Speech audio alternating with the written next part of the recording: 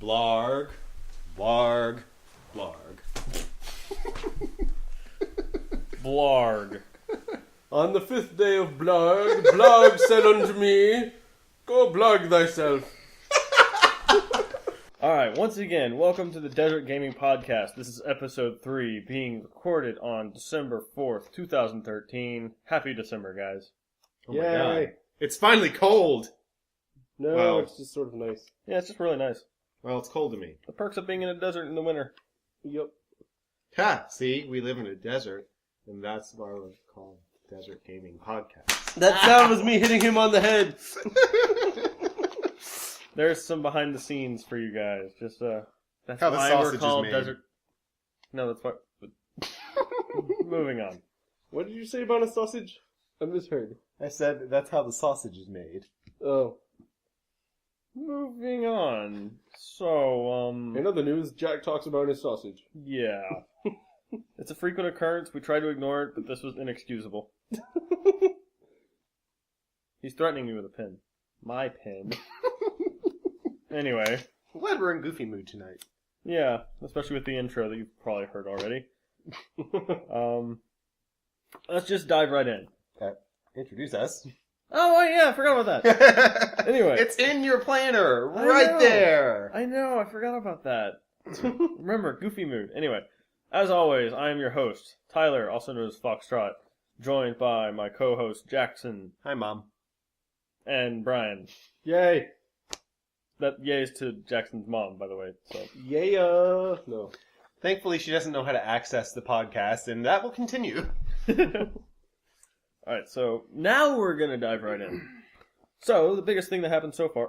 Did we do this? Oh yeah, I keep skipping things today.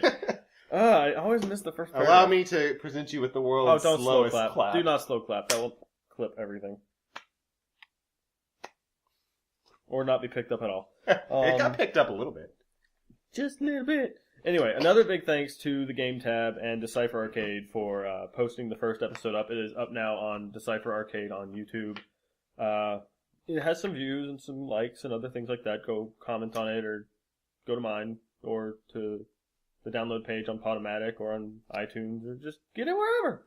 And be sure to share us around. Show us to your friends. Please share us around. We like word of mouth. Word of mouth's a good thing. Word of mouth is the best thing. See, he's been skipping things in my planner that I so painstakingly wrote over It's the course of 10 because- minutes. It's because you didn't spread it to me word of mouth. Like an STD? Like herpes. Well, okay. Moving on! For the third time, we're finally going to dive right in. So what's news? The news is the Xbox One is launched. Yeah! So yeah, that was super... You know what? I was not... What? Go on, I'm listening. You were looking at me strange. I'm just listening. Stop ogling each other. We're going to ogle you now. No!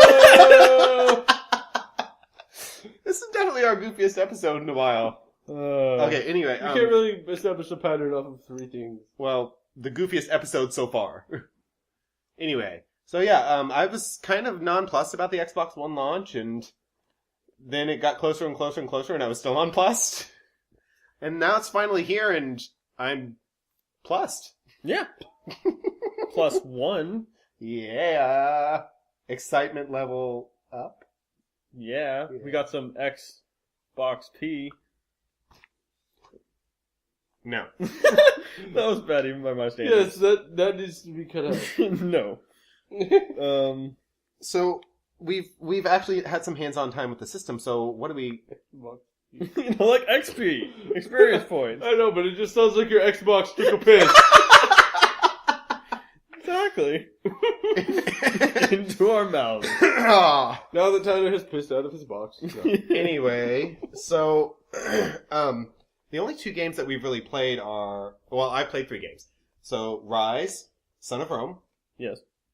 Awesome. Dead Rising 3, and Forza Motorsport 5. And I've rented Call of Duty Ghosts on Xbox One Oh, right, I forgot. by accident. I meant to rent it on PS4. But I got it on Xbox One, so whatever.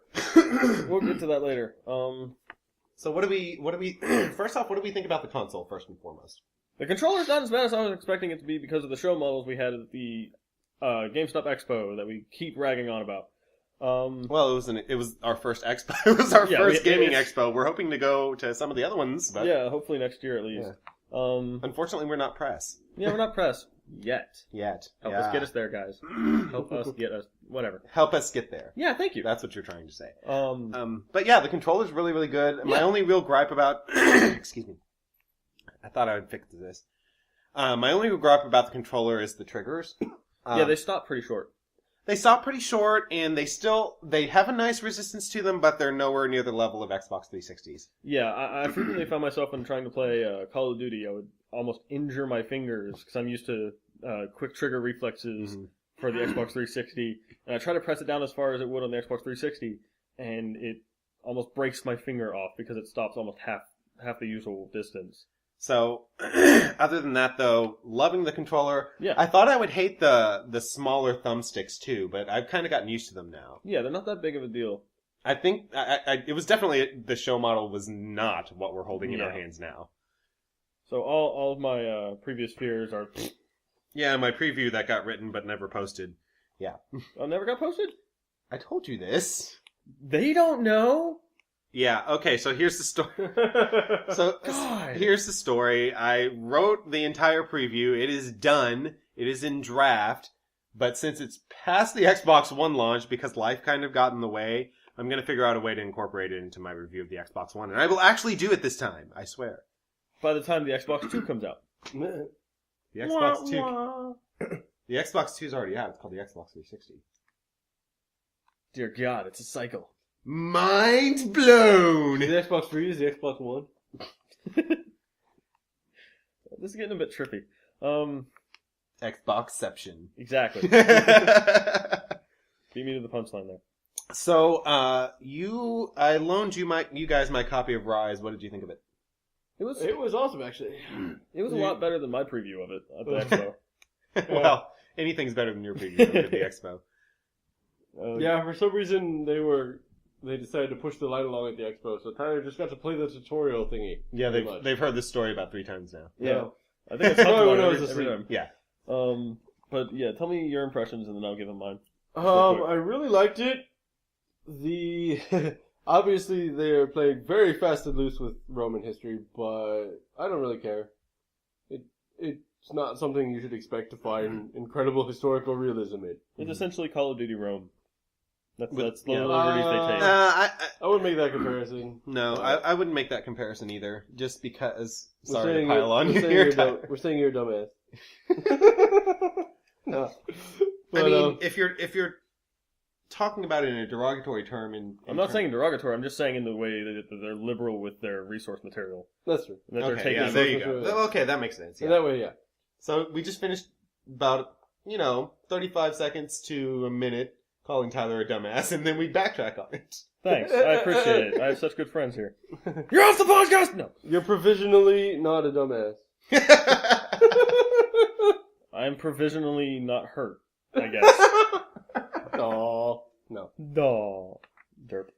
So your impressions of Rise? My impressions of Rise was Brian can attest to me being a little bit of kind of an action gamer savant. You are much better than I am. I picked up. He had me play. That's because I suck. He had me play Alice Descent into Madness, right? That's what it's called? Oh, Madness Returns. Madness Returns.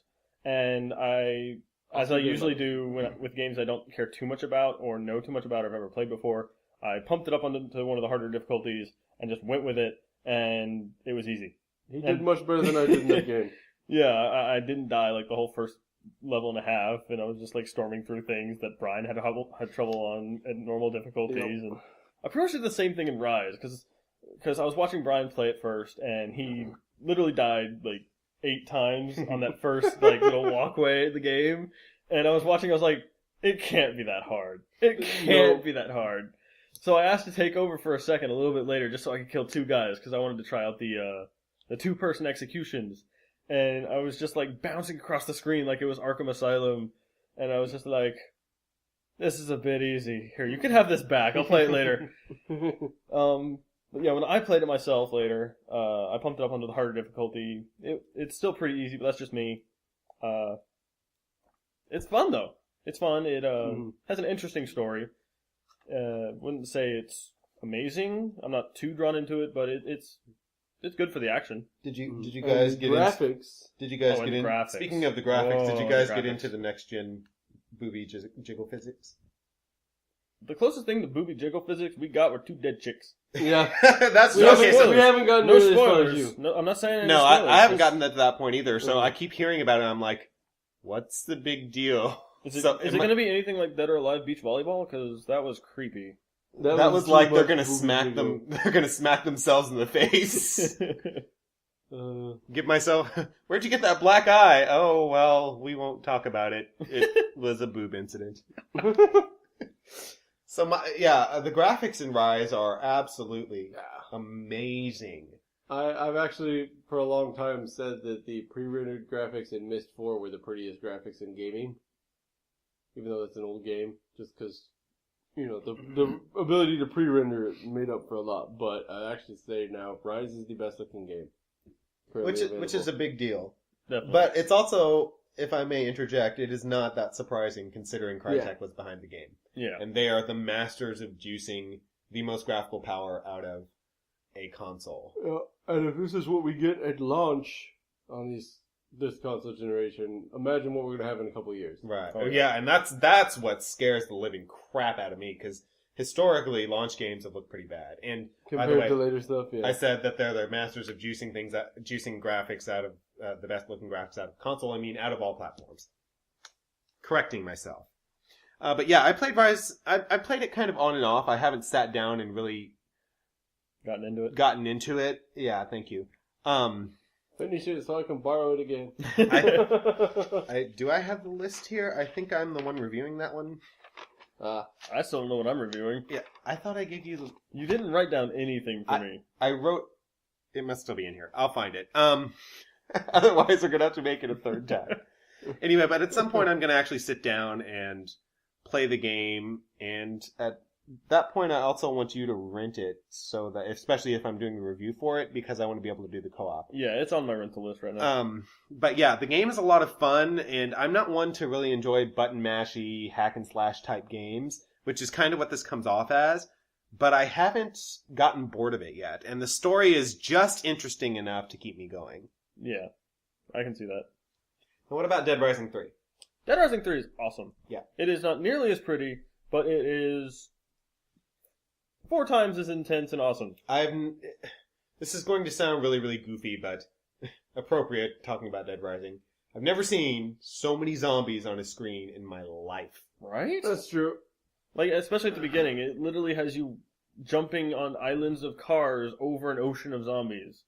You don't see much of that anymore, which is another thing I was afraid of happening, because it seems like one of those set piece things of like, look how many zombies are on the screen. Yeah. You'll never see them again.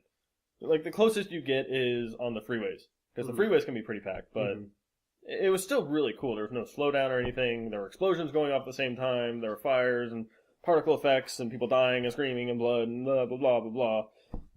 And it was just impressive. And just some of the things that you can do in that game are so ridiculous. Yeah, and they've simplified and made everything so much better, too. It was like Dynasty Warriors zombies. Yes. Especially with one of the weapons we found, too. It was... Oh, yeah, is it the glaive thing? No, not the glaive. It was the... I don't even remember what it was called. It had a G in it. It's like Jindao or something like that. Yeah, Yeah, something the Jindao. Chinese glaive. It was something like that. Ha! You got it from, like, one of the first bosses in the game. Yeah, and I don't know. It's just so much fun. It's the goofiest thing to think that you can put a motorcycle next to a steamroller and do, like, 30 seconds of welding and come up with the roller hog, which shoots fire out of the front of it. Yeah, and about that, they've made it so much simpler, because in the last 2 games, crafting was you have to gather the materials and then take them somewhere in particular. But now you can do it on the fly, on the spot, and it's so much simpler and easier, which has allowed them to place blueprints in far more places with far more variations, and there's upgrades to your blueprints, so you can add more things to your combo weapons to make them ultimate combo weapons, and they just become so much more awesome. And we have the death teddy bears now. The death teddy bears, those are cool. That they were actually in the other games, or at least Dead Rising 2, I think, where you would basically just strap light machine guns to a teddy bear and it would just mow things down in front of you. But now there's like 15 variations of it, and it's like, whoa! One of my favorite things is called the dynamite, and it's basically a hunk of meat with dynamite strapped to it. You shove it in a zombie's mouth. It attracts other zombies around it and then explodes. Yeah, very, very useful. That one was also in the other games too, but they've made it more interesting because there's always an indicator over things that are about to explode. There's no more wondering if something's going to explode. There is always an indicator over something that's going to explode, even if it's something you left behind a while back and it's just being rendered off in the distance. But still within render distance. You'll just see the icon like, what did I leave over there? Then you hear it explode and you might remember. Then there's the, what was one of my other favorite things? Oh yeah, the mini chainsaw. It was. Oh yeah, that thing. The mini chainsaws. The crafting recipes don't make sense in this game. They don't need to make sense. You can put two cars together and then they shoot acid out the top. Anyway, but you put a meat cleaver to a chainsaw and you get two mini chainsaws. This was one of my favorite weapons from the first Dead Rising. You got it from the clown boss, or psychopath, I guess you should say. And it's loads of fun. They're all loads of fun, and I can't wait to find more crafting recipes. Because they're all over the map, and it's going to take me ages to find them all. Well, the negatives about the game, though, I think are legitimate. The story kind of makes little sense, and I really don't give a damn about any of the characters. They do kind of thrust you in as if you're supposed to have some characterization for them already, which there isn't. Which makes some sense if it was Dead Rising 2, because that had the prequel DLC thing, which was nice, and it got me into the characters, but I still didn't really get into the game itself. But then again, Dead Rising hasn't really been about the characters. Right. Although Frank West was a lovable character. Well, the other thing that I'm concerned about, although we can't really speak to this because we haven't finished the game, but from what we've seen in terms of the chapter list and what I've heard within the game news media, and I'll elaborate on that in a second, it seems like it's short.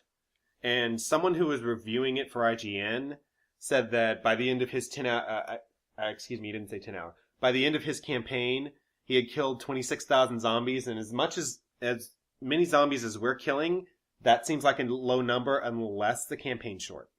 Yeah, by going from different parts of the city, which you get through by the freeways, which you pretty much need a vehicle to get through, you tend to kill over 200 zombies each time you pass one of the freeways. Because there's just so many there, and your vehicle kills them in one hit. And that contributes to a very high kill count, because I'm over 8,000 already, and... But you're not over 9,000! Moving on. Whereas in, the first game, at least, getting over 1,000 was an achievement. It was a mind-boggling number. Mm-hmm. That, and they also seem more dangerous, but now you craft vehicles whenever you want. There's more vehicles prevalent, and it is much more open world, which requires the vehicle aspect, which makes it more fun. Mm-hmm. But it allows the kill counter to become less significant. The other issue that I have, and I think this is just me because I haven't really ever been into the Dead Rising series until now, is the controls irritate the shit out of me. Still? Yeah. Even after getting used to them? Yeah. I don't really mind them too much. My first struggle was trying to figure out how to drop a weapon, and I kept using the Kinect controls to drop them, which caused some lag and some frustration, but then I found out it was down on the D-pad. Me? Yeah.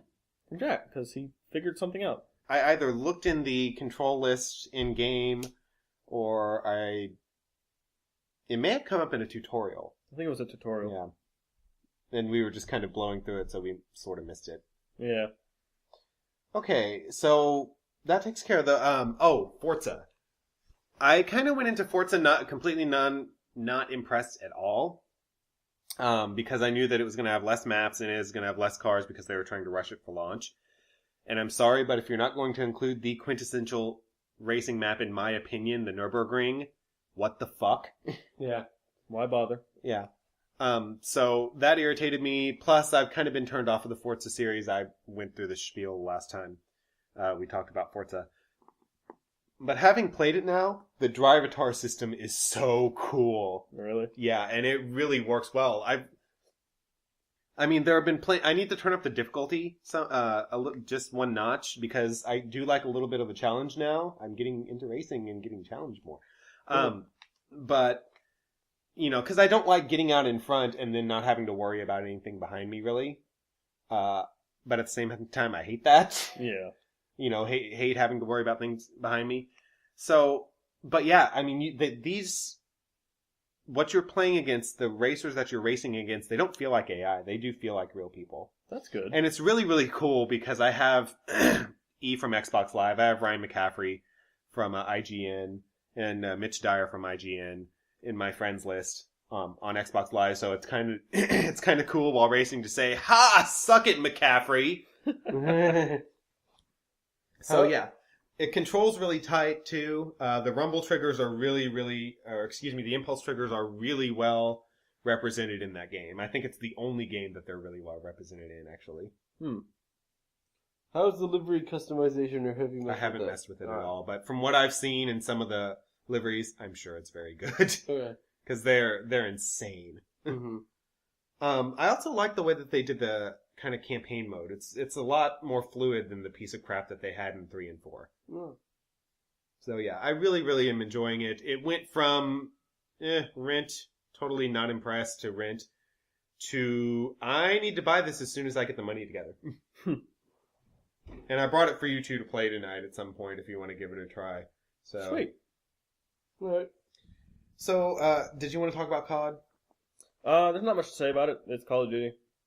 It doesn't look any better than I assume it looks on the 360 and PS3 and PS4, and I'll find out the difference between those two specifically when I rent it on PS4. Yeah, because you're supposed to play it with me. Yeah. But it's Call of Duty. Extinction's okay. It's interesting. It seems a bit easier, but at least more varied than Zombies mode from previous games. I didn't put this in the planner, but I thought it was amusing that I don't remember if it was Activision or if it was Infinity Ward that came out and blamed sales, because I guess the sales of Call of Duty are down. They came out and blamed the lower sales on next gen transition. I'm like, you didn't stop to think that maybe it's not as good a game as it should be, like Maybe everyone is saying. Anyway, okay, so yeah, there's more show, there's more news. Oh, yeah. Yeah. There's more to it than just talking about the Xbox One. We've gotten most of that spiel out of the way. Yeah. We'll come back to it eventually.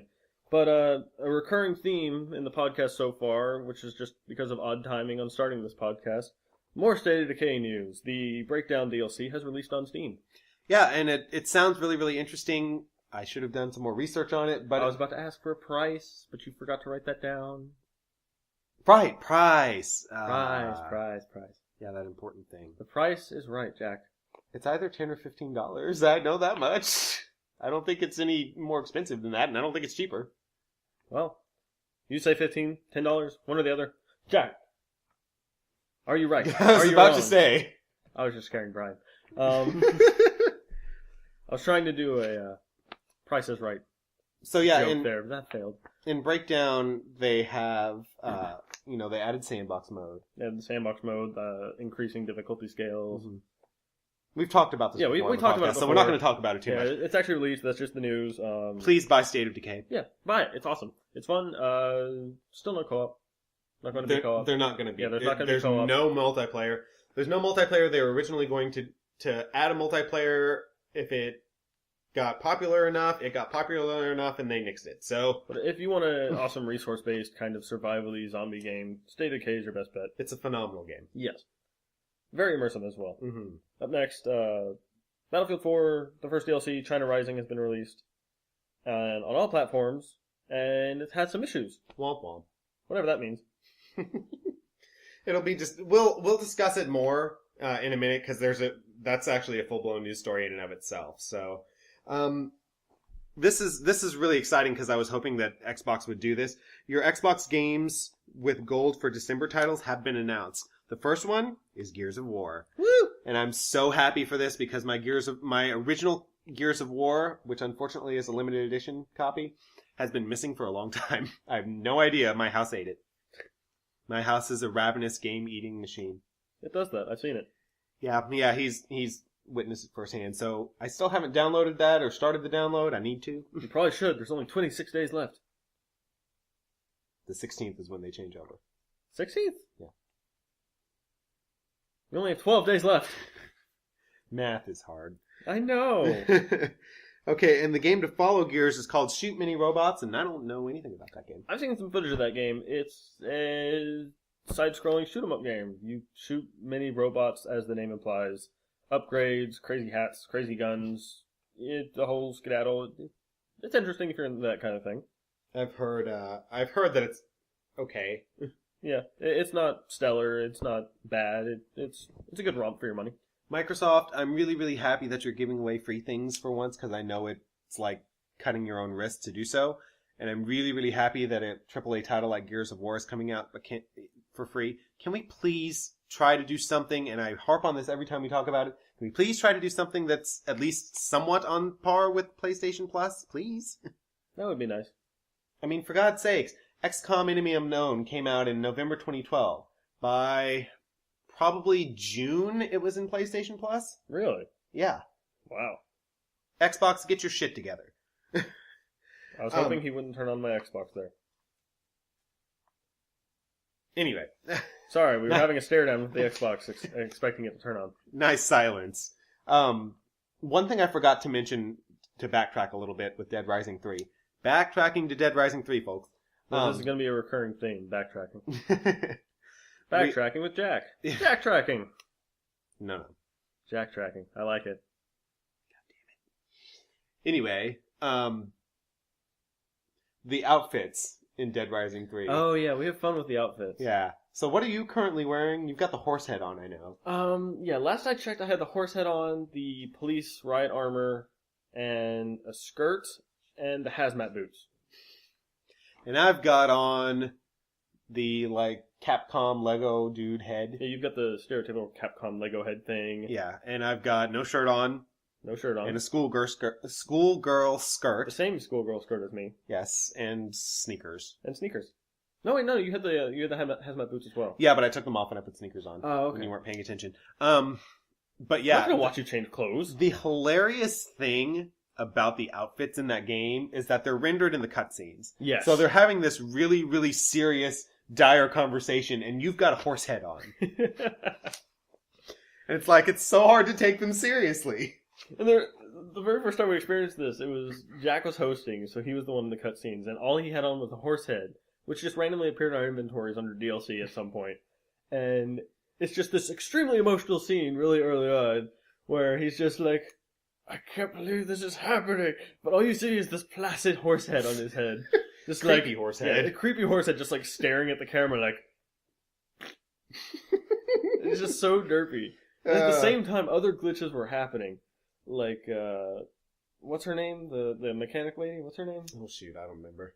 Roseanne or something? It's like I said, the characters, I don't give a damn about them, so I don't remember their names. Yeah, whatever her name was, she was just not rendering. She was invisible the entire time. Well, for you, she was rendering for me. Yeah, for me, she was invisible, and Jack had the horse head on, and it was just hilarious, because it was like this crazy guy with a horse head on, was being extremely emotional vocally, but was being extremely not caring about anything else on the outside, talking to his invisible friend, who was being accosted by people. Next gen. Okay, so on to the news, since that was actually our retail segment. PlayStation 4 has sold 1 million units in its launch in North America.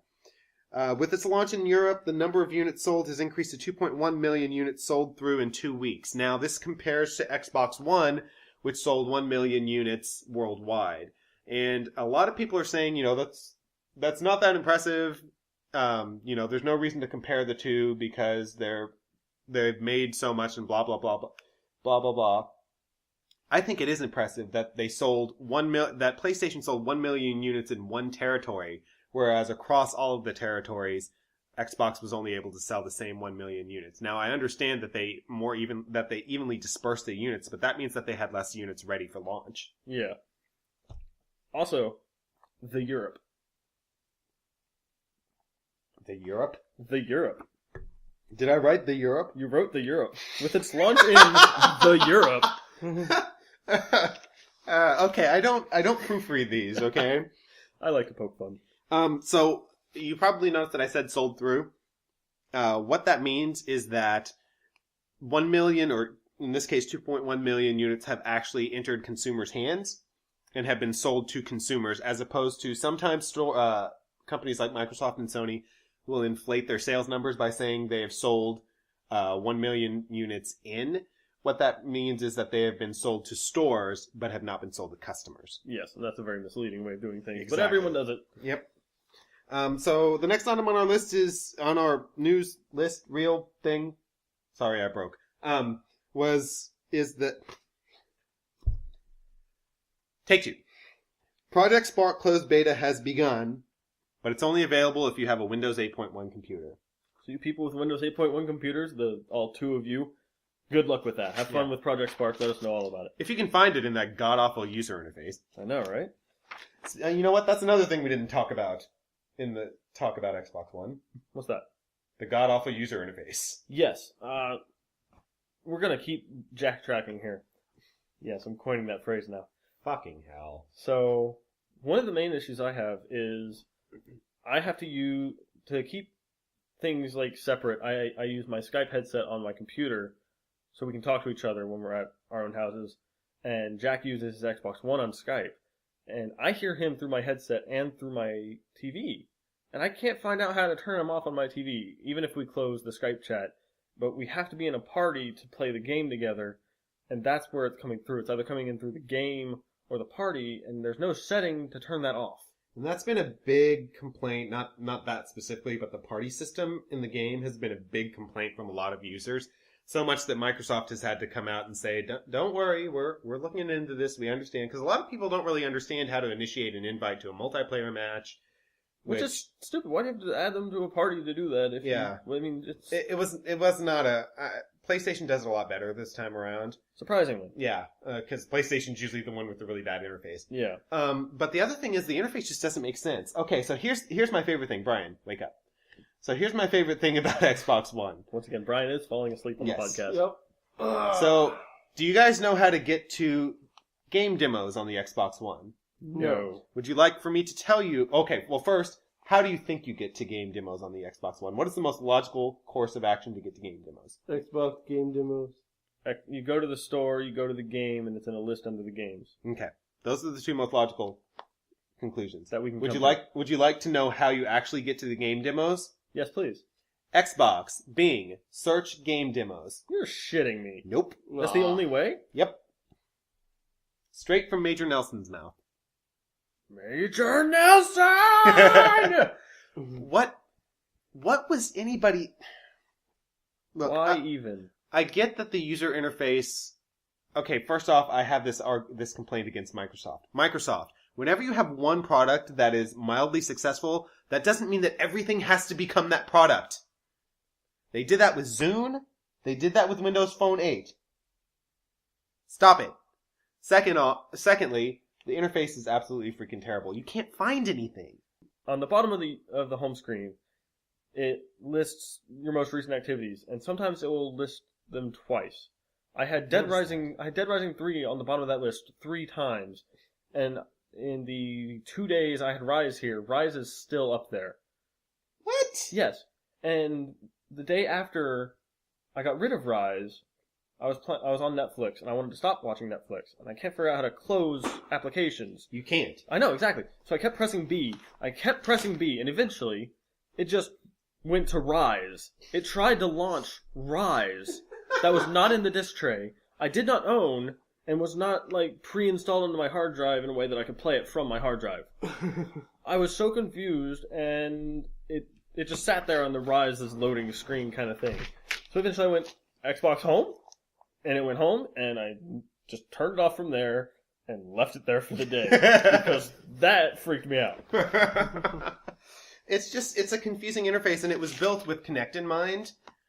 Because they're trying to basically force you to use Kinect to navigate the user interface. And I understand that. It's somewhat clever. I just wish that they could have had the best of both worlds and not made it ass. Yeah, but on Kinect's side, it works a lot better than the first Kinect, and it works a lot better than I expected it to. Mm-hmm. To its detriment, though, there's no variation in commands. Yeah, you have to say... And it's confused everybody. I've seen comics about it, I've seen comments about it, I've seen videos about it. It's people trying to get the Xbox One to do what they want without having any prior knowledge to what the commands are, and they just can't figure it out, because Go To is for everything. Mm-hmm. Unless you're watching TV. Then it's watch. Then it's watch TV, and search is search, channel. And then you have to say something else after that. The problem is that the voice recognition software programmed in for Kinect is old. And it's dated.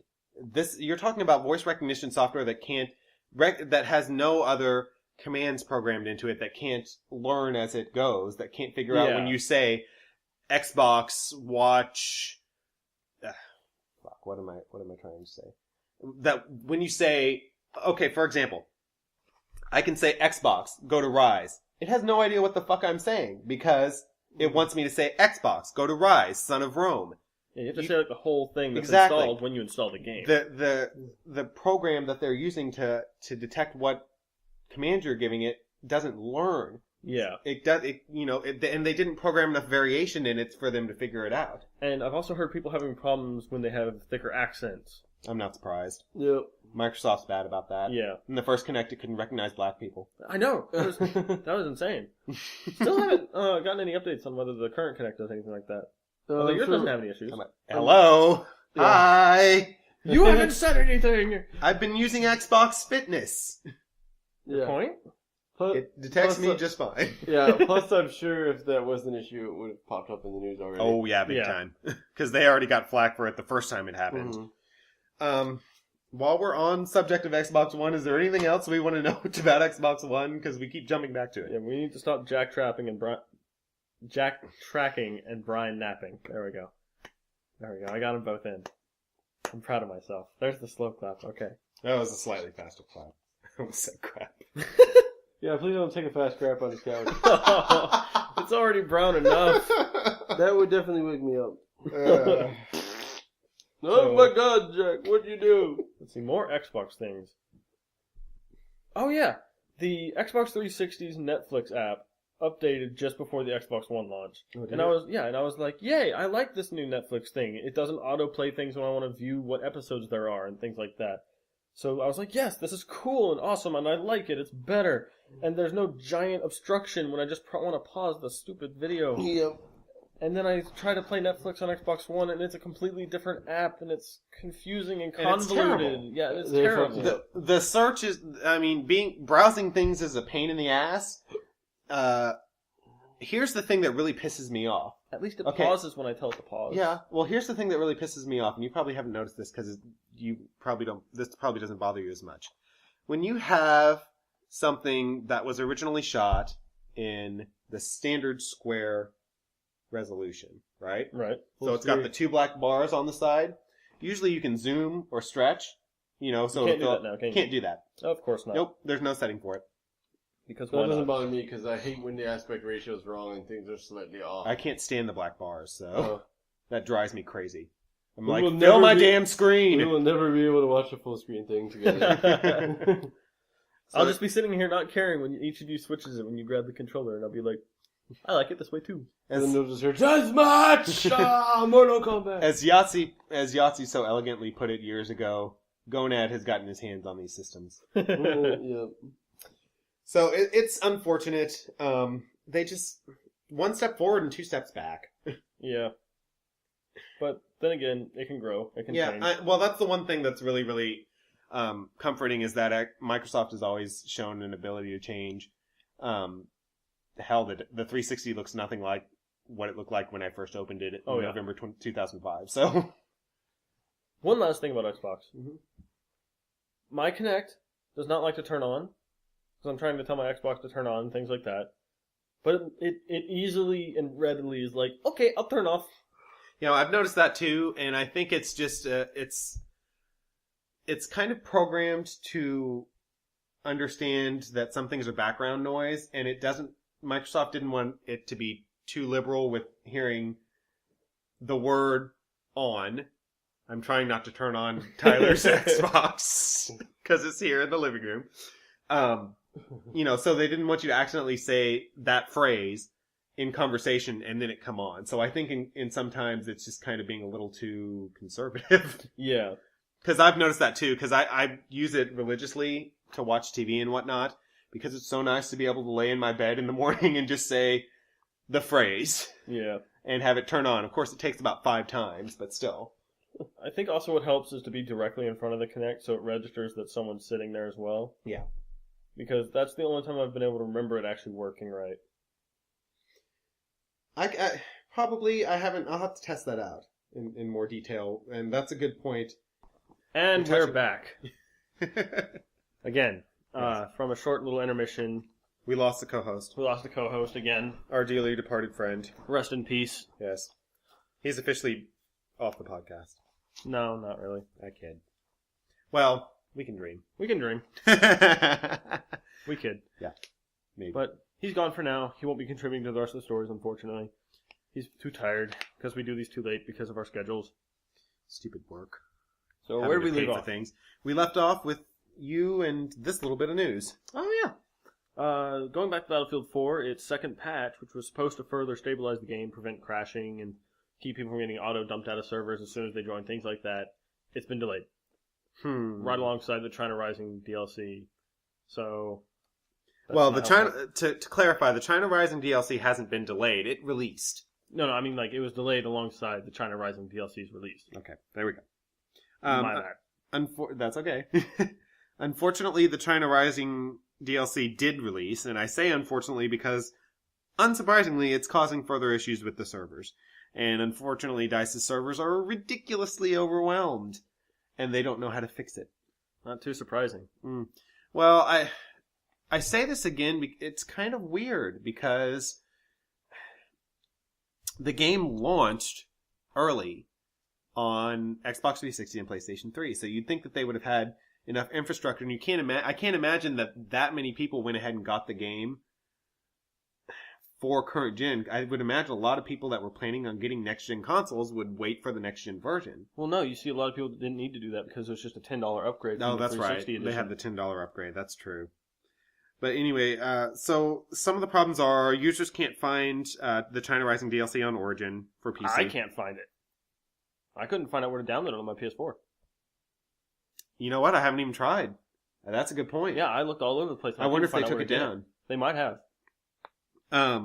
Players may find themselves ejected from a match after they enter it, and some 360 users can't even access China Rising at all. And I say that they can't access China Rising servers. Yes. The patch that was supposed to fix the game was supposed to fix game crashes, which are still really, really bad. They were supposed to fix being kicked out of games when you enter the game. And there's apparently a one-hit kill bug where if you hit somebody, I don't remember what the specifics are. It's like within 8 feet of them, and you headshot them, it does way more than the 200%. Something like that. Way more than the 200% extra damage than it's normally supposed to. Huh. I'm sure I botched the description of that. I apologize to our users for that. There's also, it came out today, I read this on IGN today, that DICE has come out and said that they are completely dedicating their entire studio right now to fixing Battlefield 4, which means all of their projects, which includes the rest of the DLC for Battlefield 4, Battlefront, and Mirror's Edge, are now delayed. Thanks, Battlefield. So, it's not surprising. This is their flagship series, and they want to keep it going as much as they can. They don't want to foster ill will with their customers.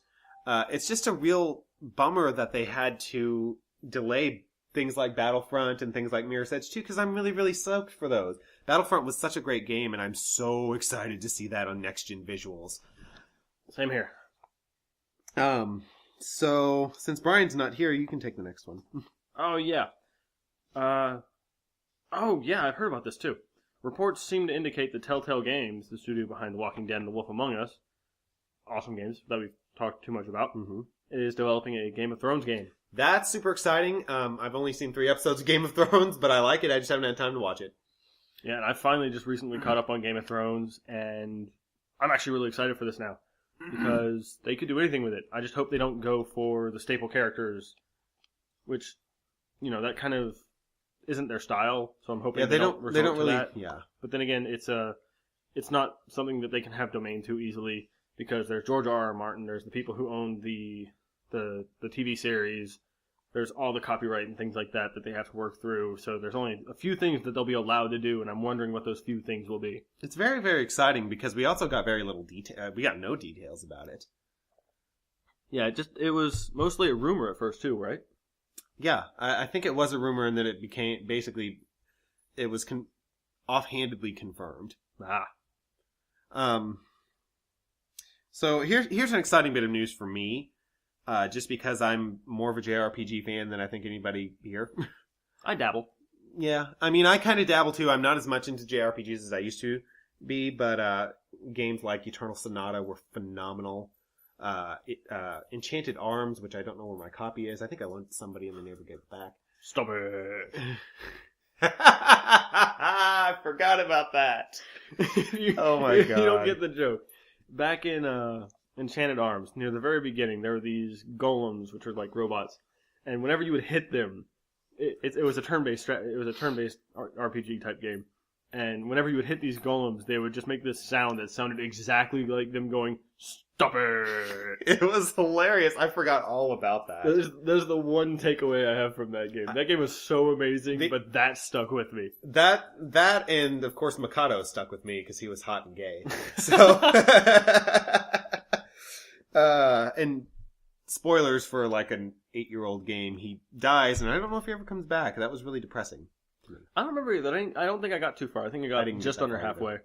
Yeah, and then I dropped it, and JRPGs, once you drop those games, it's hard to come back to them. It's so hard to get back into them. Mm-hmm. But anyway, getting back on the original story, Persona 5 has been announced for PlayStation 3. I've been wanting to try a Persona game for quite some time, and I keep meaning to pick up the Vita version of Persona 4, because I hear that it's amazing. I've heard Persona 4 is actually one of the best JRPGs out there, out of anything. It even, from what I hear from some people, rivals Final Fantasy 7. Really? That's what I've heard. I've heard it's that good. Wow. It's definitely one of the games that I'd love to try. The delay in my response was my brain processing what you were saying. Mind blown. I'm not saying like critics rave about it or anything, but critics do rave about it. Yeah, but I mean like to that extent. But from some people that I've talked to that are JRPG fans, they say it is on par with Final Fantasy 7. Yeah, and one of these days you know what? I should GameFly it. Anyway, I really want to try that game. It's just finding the time, especially now with Next Gen being here. Yeah, and all these things that we have to do with Next Gen, and all these podcast things that we're doing, and the review things we're doing, and I'm trying to vamp my YouTube channel back up. And I have 2 jobs that I'm working, and oh my goodness, you need to get a job. I need to get a job. Hey, if anyone's hiring, hi. You need to apply first. If anyone's hiring, they can just give me the job. First thing that I should mention, and that was not me misspeaking, yes, Persona 5 is coming to PlayStation 3. It is not coming to next-gen consoles. Which is a bummer, but at the same time, it makes sense. You're talking about consoles that have a way bigger user base, established user base. They're not going to get rid of that so quickly. I just wish they had set aside some time to port it up. Let's not forget that Persona 4 has been out for quite a while. Mm-hmm. It's not an old game. It's had like 2 spin-offs. I think one of which was a fighting game. Yeah, Arena. Yeah, Arena. That's actually a recent release too. Yeah, that was on the Xbox 360. Actually, I think I want to say Persona 4 came out on PS2. I think so. Yeah. So they've probably been working on it on and off for quite a while. So I'm kind of glad they didn't pull a Duke Nukem Forever. That makes sense. Yeah, I am too. And stick with the consoles that's going to get you the most money. Yeah, because a lot of people haven't switched over and they won't switch over, and if they are going to switch over, they'll still probably keep their old systems. And let's be realistic, these systems are not going to really start selling like gangbusters for not till next holiday, maybe not even till the holiday afterwards. I mean, they're selling like gangbusters now because they're the hot item and they're the new thing. But once Christmas is over, the gloves are off, all bets are off. Yeah, and it's not too big an issue either because both companies have said that their original consoles are going to be staying strong for at least another 2 years. Yeah. So we're still going to see releases, and we've actually got a great year coming up for Xbox 360 and PlayStation 3. Yeah, definitely. And for Xbox One and PlayStation 4 as well. Yeah. The only thing that's not going to have a great year possibly is Wii U or Ouya. Womp womp. What? The thing. Here's the hilarious thing. We were in Best Buy earlier today, and there were like 3 Wii U's out there for store pickup, and I'm like... There were 3 Wii U's up there for store pickup, 2 or 3 Xbox 360s, and 1 PS3. And no next-gen consoles. Of course, I don't think they have any stock. Yeah, they were out, but that was still surprising to see. Speaking of next-gen console stock, unfortunately they're sold out now, but Amazon actually had stock of Xbox Ones, and it seems like they had them for about a day and a half. Yeah. Which is unusual. They either got a shit ton of them or Xbox One's not selling, and I don't think it's the second one, so... Yeah. I actually heard a story that on launch day for the PS4, Amazon had a few-minute window where they were still selling some. Really? Yes, for just Ooh. like minutes. I'm not surprised. And if you're wondering where I got that story from, it was a story from Egoraptor, or Aaron Hansen from Game Grumps and the YouTube channel Egoraptor. He was talking about how he got his PS4 and how he just... I'm not going to tell the story. You can go find it on the Game Grumps channel. It's on one of those videos. So... Oh, right, my planner. Oh, yeah. There are reports that EA Canada is working on a next-gen open-world Star Wars game. 3 things that made me crap my pants. EA has Canada? That's one of them, right?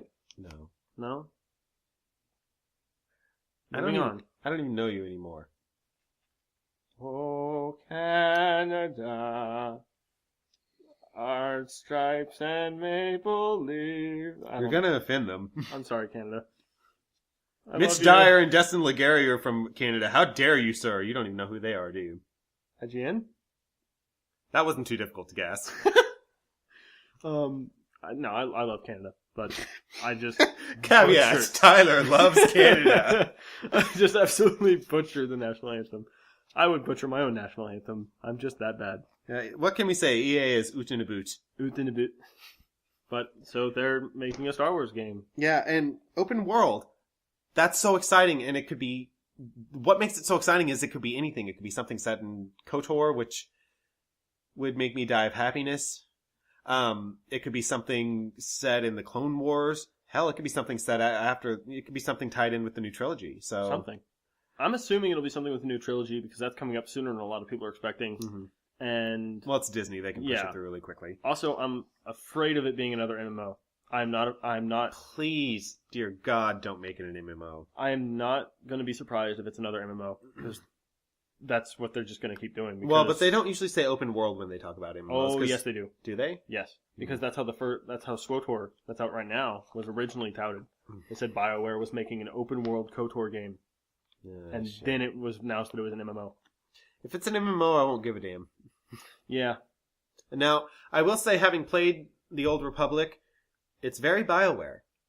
I played it a little bit in the beta, and I had this one hilarious glitch where I was playing the Jedi campaign, and one of the Jedi, when I was in there meeting with the council, was 2 inches tall. And it was just hilarious. And the funny thing was, my character was actually looking down at her when he was focusing on. It was hilarious. But, I really actually enjoyed The Old Republic. It was Yeah. very BioWare, and the story seemed interesting. I just didn't play it.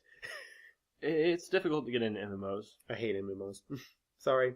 I just don't You like have them. to really like the play style for MMOs, the very grindiness of them. And I just don't like games that are, sorry, Rise, run over there, smack that thing till it dies, repeat. Yeah. But no details about this open world game. And Still waiting for Battlefront 3. We're still waiting for Battlefront 3 details. Except now that we've just talked about it, it's also delayed even further because everything is on to fix Battlefield 4. Right. But this is really exciting, and I think I actually read that EA Canada is working together with Visceral Games on this. Huh. So I think that's what I read. That's interesting. Either that or they were just tying into what had already been announced with regards to EA. But anyway, keep an eye out for that. We'll keep you posted whenever we get news on that, because that's super exciting. We're big Star Wars fans. Okay, well, speak for yourself. Well, we're big Star Wars gaming fans. Speak for yourself. You like Star Wars games. Sometimes. Well, The last one I can say I truly loved was either one of the Pod Racer games or Jedi Outcast 2. really. Like, that I truly loved and would play again if I could. Knights of the Old Republic. Did that come before Jedi Outcast 2? No, that was after. I didn't really care for those games. Hmm. They were fun, but I couldn't get into them after my first time playing the first one, where I got stuck on this section where I had to run down a hallway to fight these bandit dudes at the bottom of Coruscant, I think it was. It was like the very first major city to go to. Well, And by the time bear I in got mind to it was them, I not died. linear, so. Yeah, but by the time I got to them, I died. It was for the main objective. I had to go that way. By the time I got to them, I would die, and I couldn't parry, and I didn't have any abilities, and it was pissing me off. And I just Have you eventually never gave finished up. that game? Nope. I've We're- seen it finished, and I beat Knights of the Old Republic 2. That one was good, The story wasn't nearly as good as Knights of the Old Republic 1. It was a lot more my playstyle, I guess. Mm-hmm. But it still isn't one of my top Star Wars games. I still love the Pod Racer game. I don't care if it's from the asshole trilogy, but, you know. Hey, I love the Pod Racers. I mean, I'm like one of 5 people in the world that like the original trilogy. I don't mind them either, but that's because I love the plot. Yeah, the prequel trilogy. Thank you. I like Pod Racers. That was a really cool aspect. But anyway, we've gone on our Star Wars rant. Tangent. We might have to do like a playthrough of Knights of the Old Republic because something like that would be fun. That game is so good. If they ever announce a Knights of the Old Republic 3, BioWare, please get your head out of your ass. I will lose it. Just like Battlefront for you, I will lose it. I will lose my. Oh wait, shit. no, Battlefront. Those are another. Yeah, those are the Battlefront games. I forgot about those. Mm-hmm. Those are definitely in my favorite Star Wars games. Yeah, my favorite Star Wars series would be Rogue Squadron. I know that people hate on it a lot, and Rogue Squadron 3 was really terrible. I enjoy it. Yeah, those games are fun. Rogue Squadron, I miss the space combat Star Wars games so much. Yeah, that's one thing I loved about Battlefront 2. You could do the space combat thing. Mm-hmm. That was so much fun. I hope that they do that for Battlefront 3.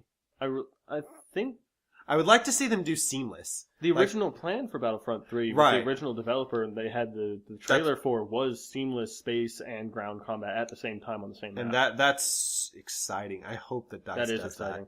that. And if anybody can do it right, it's DICE. Definitely. Especially Although after what they've done with Battlefield 4 so far. They can do anything as far as I'm concerned. I can't tell if you're being sarcastic or not. Half and half.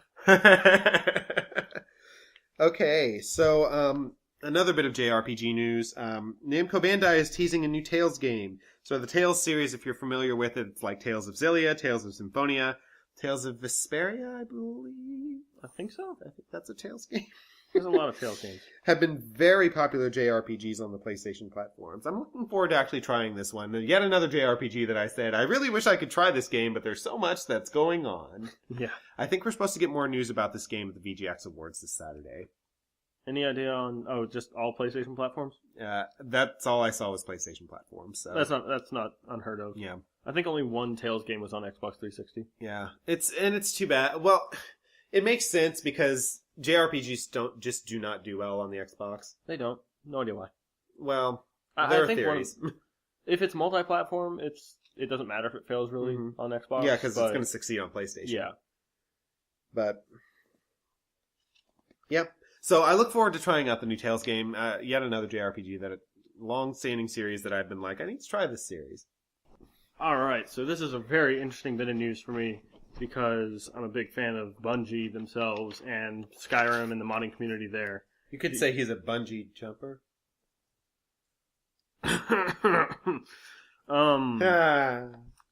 Anyways, if you have heard of the amazing Skyrim mod called Fawkestrot, you might be interested to know that modder who spent over, 2,000 hours creating a 25-hour-long expansion for Skyrim was recently hired by Bungie.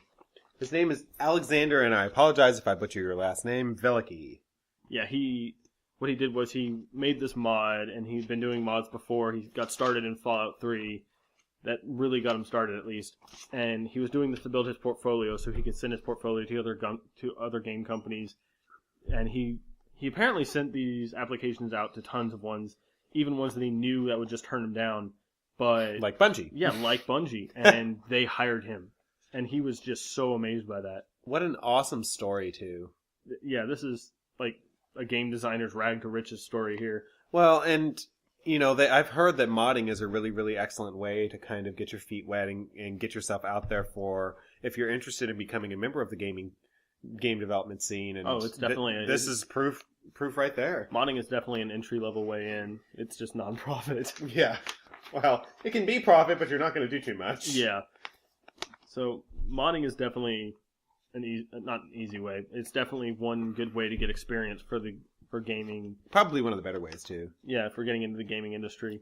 So, if you want to get into the gaming industry, try modding. Yeah, especially if you know coding. Yeah, coding is probably the number one skill for getting into game design, because there's not many jobs that you can get at a game company where you don't need coding, unless it's like managerial stuff, like being the producer or the community manager. Not necessarily. It depends on what talking about? It Because always- there's it- story what I mean writing. Well, yeah, what I mean is like with the creation of the game, not Okay. with the design of the game, because like if you want to be a game designer, I've done a lot of research on being a game designer, and it's an overall type of thing. You need to have your fingers dipped in a whole bunch of pies to be a full-fledged game designer, because that's basically the lead position. You're overseeing all the departments of the game design, and if you know coding, that's sticking your toe in the door to almost any part of creating a game.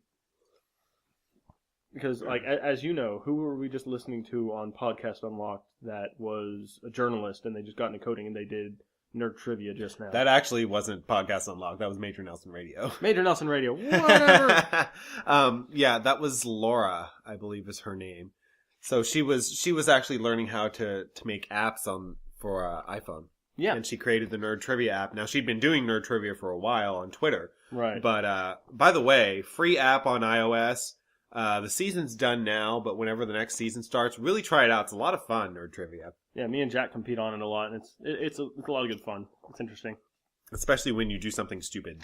Yeah, we make fun of each other a lot. Well, I deserve it. What was that one question? Oh, yeah. Spock from Star Trek is half human and half what? And I was half asleep, so I said human. Whoops. And he's the Trekkie of the group too. So Exactly. I- That was embarrassing. yeah, I laughed at him for a long time on that one. But anyway, yeah, check out Nerd Trivia. And check out the mod Fawkestrot. Absolutely. I haven't touched it yet. I plan on it at some point if I ever get time to go back to Skyrim, because that is the daunting mod, and that guy spent I think it was 2 years making that mod. Well, and he has absolutely been rewarded for it. Oh too. yes, he deserves being hired by Bungie, and they will put good use to him. Yeah. And I tell you, these modders, they do some incredible Oh, things. While we're on the subject of mods, I want to bring up a mod that I've been keeping an eye on ModDB called Star Trek Armada 3. And it's a mod to Sins of a Solar Empire Rebellion. The guy has done an amazing job with it, and it comes out around Christmas time this year. Merry Christmas to me. Because I'm so excited. Star Trek Armada was one of my favorite. That series, there were 2 games in it. They're Star Trek real-time strategy games, and they were so much fun. The second one wasn't as good, but the first one was just phenomenal. So I'm excited for that one. I hope it is as good as it looks. So if you're a Star Trek fan, and if you own Sins of a Solar Empire Rebellion, check it out. If you don't, buy Sins of a Solar Empire Rebellion, because it's a great game. If you're not a fan of Star Trek, but you do like real-time strategy, and you do like space, get Sins of a Solar Empire Rebellion anyway. If you don't like space, or if there's only one type of space you like, there will be a mod for it, I can guarantee it. Yeah, because there's a crazy modding there's- community around Sins. There's a Halo mod. The Halo mod yeah, is there's- phenomenal. that one We looks actually need to amazing. check out the beta. We checked it out already. Yeah, I know, but I'm sure that they've Yeah. they've progressed in it a little further. Yeah, I think they may have added Covenant by now. Oh wow, cool. But anyway, we don't want to get too far off topic, but I think there was also a Stargate mod you were telling me about. Yeah, there's a Stargate mod. It wasn't that great. But there's tons of mods for that game. It's really moddable, and there's a lot of things you can do with it. It's very mod friendly, and I can't wait for Sins 2. Me neither. It'll be awesome. Stardock. Stardock, get on it. Deal with it? No.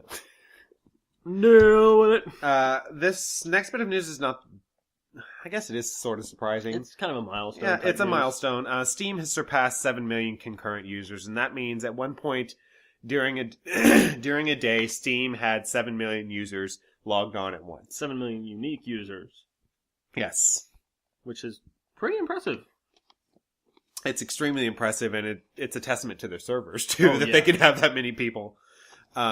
Hey, speaking of servers, going back to the Xbox One. Oh my god.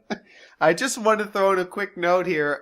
I want to congratulate Eric Newstetter E and the Xbox Live team for the launch of Xbox One. Unlike the PlayStation Network, there were 0 issues on Xbox Live on launch day, and that is a phenomenal achievement.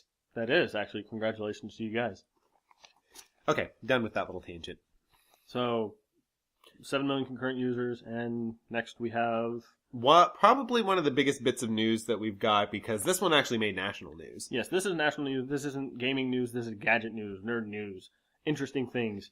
And I know a lot more about this than anybody at this couch, which is Jack right now.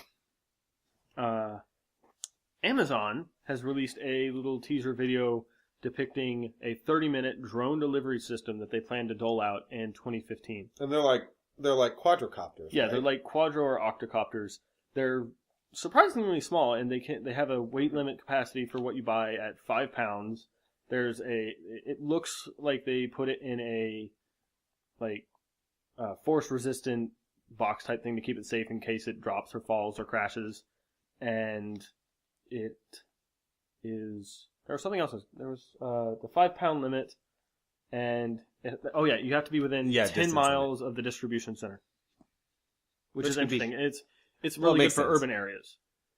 It makes sense too because it's new technology. It's been coming for a long time. Yes, there have been all talks about drones, like commercial drones especially, for the past 5 years at least.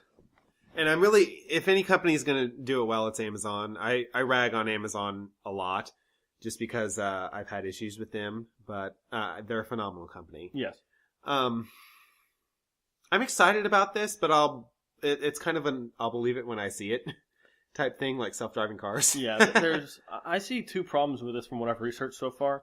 It's that one of the main problems is that even though they want to have it established by 2015, they'll have all the technology and facilities for it. The possibility of legislation for it's the FAA, right? Yeah, the FAA. The FAA, that won't be put through until 2020. Which really? Is, yeah. Oh, I hadn't heard and that. That's what I've heard. That's what estimates that I've read are. And that puts another interesting thing into perspective, and it's that China might actually put commercial drones into use way before us. And that is surprising. And the other thing... Well, it's not surprising. China, yeah. Japan's the Asian country, excuse me, that is always technologically ahead of us. Yeah. Pardon. But the other thing that might be holding this back is just public reaction. Yeah. So far, there have been people threatening to just shoot them down if they see them on site. There have been people who are thinking that they'll be spying to get marketing data and other things like that. That'll just steal things, and they just don't trust drones and things like that. Unfortunately, it's this really sad way of people thinking about these kinds of things. Well, unfortunately, there's no cure for stupidity. I know, and that's actually one of the big issues with this too. It's people are afraid of change. Well, people can be very frightened of change. Yes. To steal something from Star Trek. Yeah. It's too bad, but there are a lot of, and you'll forgive me. I hope you guys will forgive me for kind of harping on this, being a little harsh. But there are some very technologically ignorant people out there, people that really don't understand. It's like I said, with regards to Kinect and with regards to the PlayStation camera, there's no such thing as privacy anymore. So if you're concerned about the Kinect spying on you, Microsoft has publicly said that it doesn't. Yeah. So, but if it does, you know what? Who cares? There's cameras everywhere. Yeah. But that being said, stupidity can't stop progress. It can only delay it. Yeah. My concern with this system, not from a stupidity standpoint, but from a realist standpoint, is what is exactly stopping people from just stealing the drones and selling the parts or reprogramming the drones and taking it for themselves when they can just order a granola bar off Amazon that's under the 5 pound limit. Personally, I think they should just self-destruct. If someone's stupid enough to steal the damn thing, they can die for it. Yes. Because, I mean, they're not going to be cheap. No. If you've seen the video that Amazon had put up about it, the drone, it drops it off and takes off again within a few seconds. But, again, it delivers within 30 minutes, so you can sit there and wait for it. Well, and it also has the limitation of physics, you know? Yeah. It's not hard to reach up and grab the damn thing. It's not like it's a jet engine. It takes off pretty fast, actually, though. Well, but it's not like it's a jet engine. No, it's not a jet engine. If you get a hold of it or if you knock it off its trajectory, it won't be difficult to... The reason there's the 5 pound limit is because it can't carry more than that. Mm-hmm. Especially not past 10 miles. So, if you grab it, it's just going to flip and fall and die and crash. Exactly. And that, I think, will be the biggest issue they'll have is preventing vandalism, because any kind of safety measures, like a self-destruct or an electrostatic charge on the surface of it or something, they're going to have issues. That more will issues cause public lawsuits. Safety issues and lawsuits. And the one thing that they're actually concerned about. So, there's that.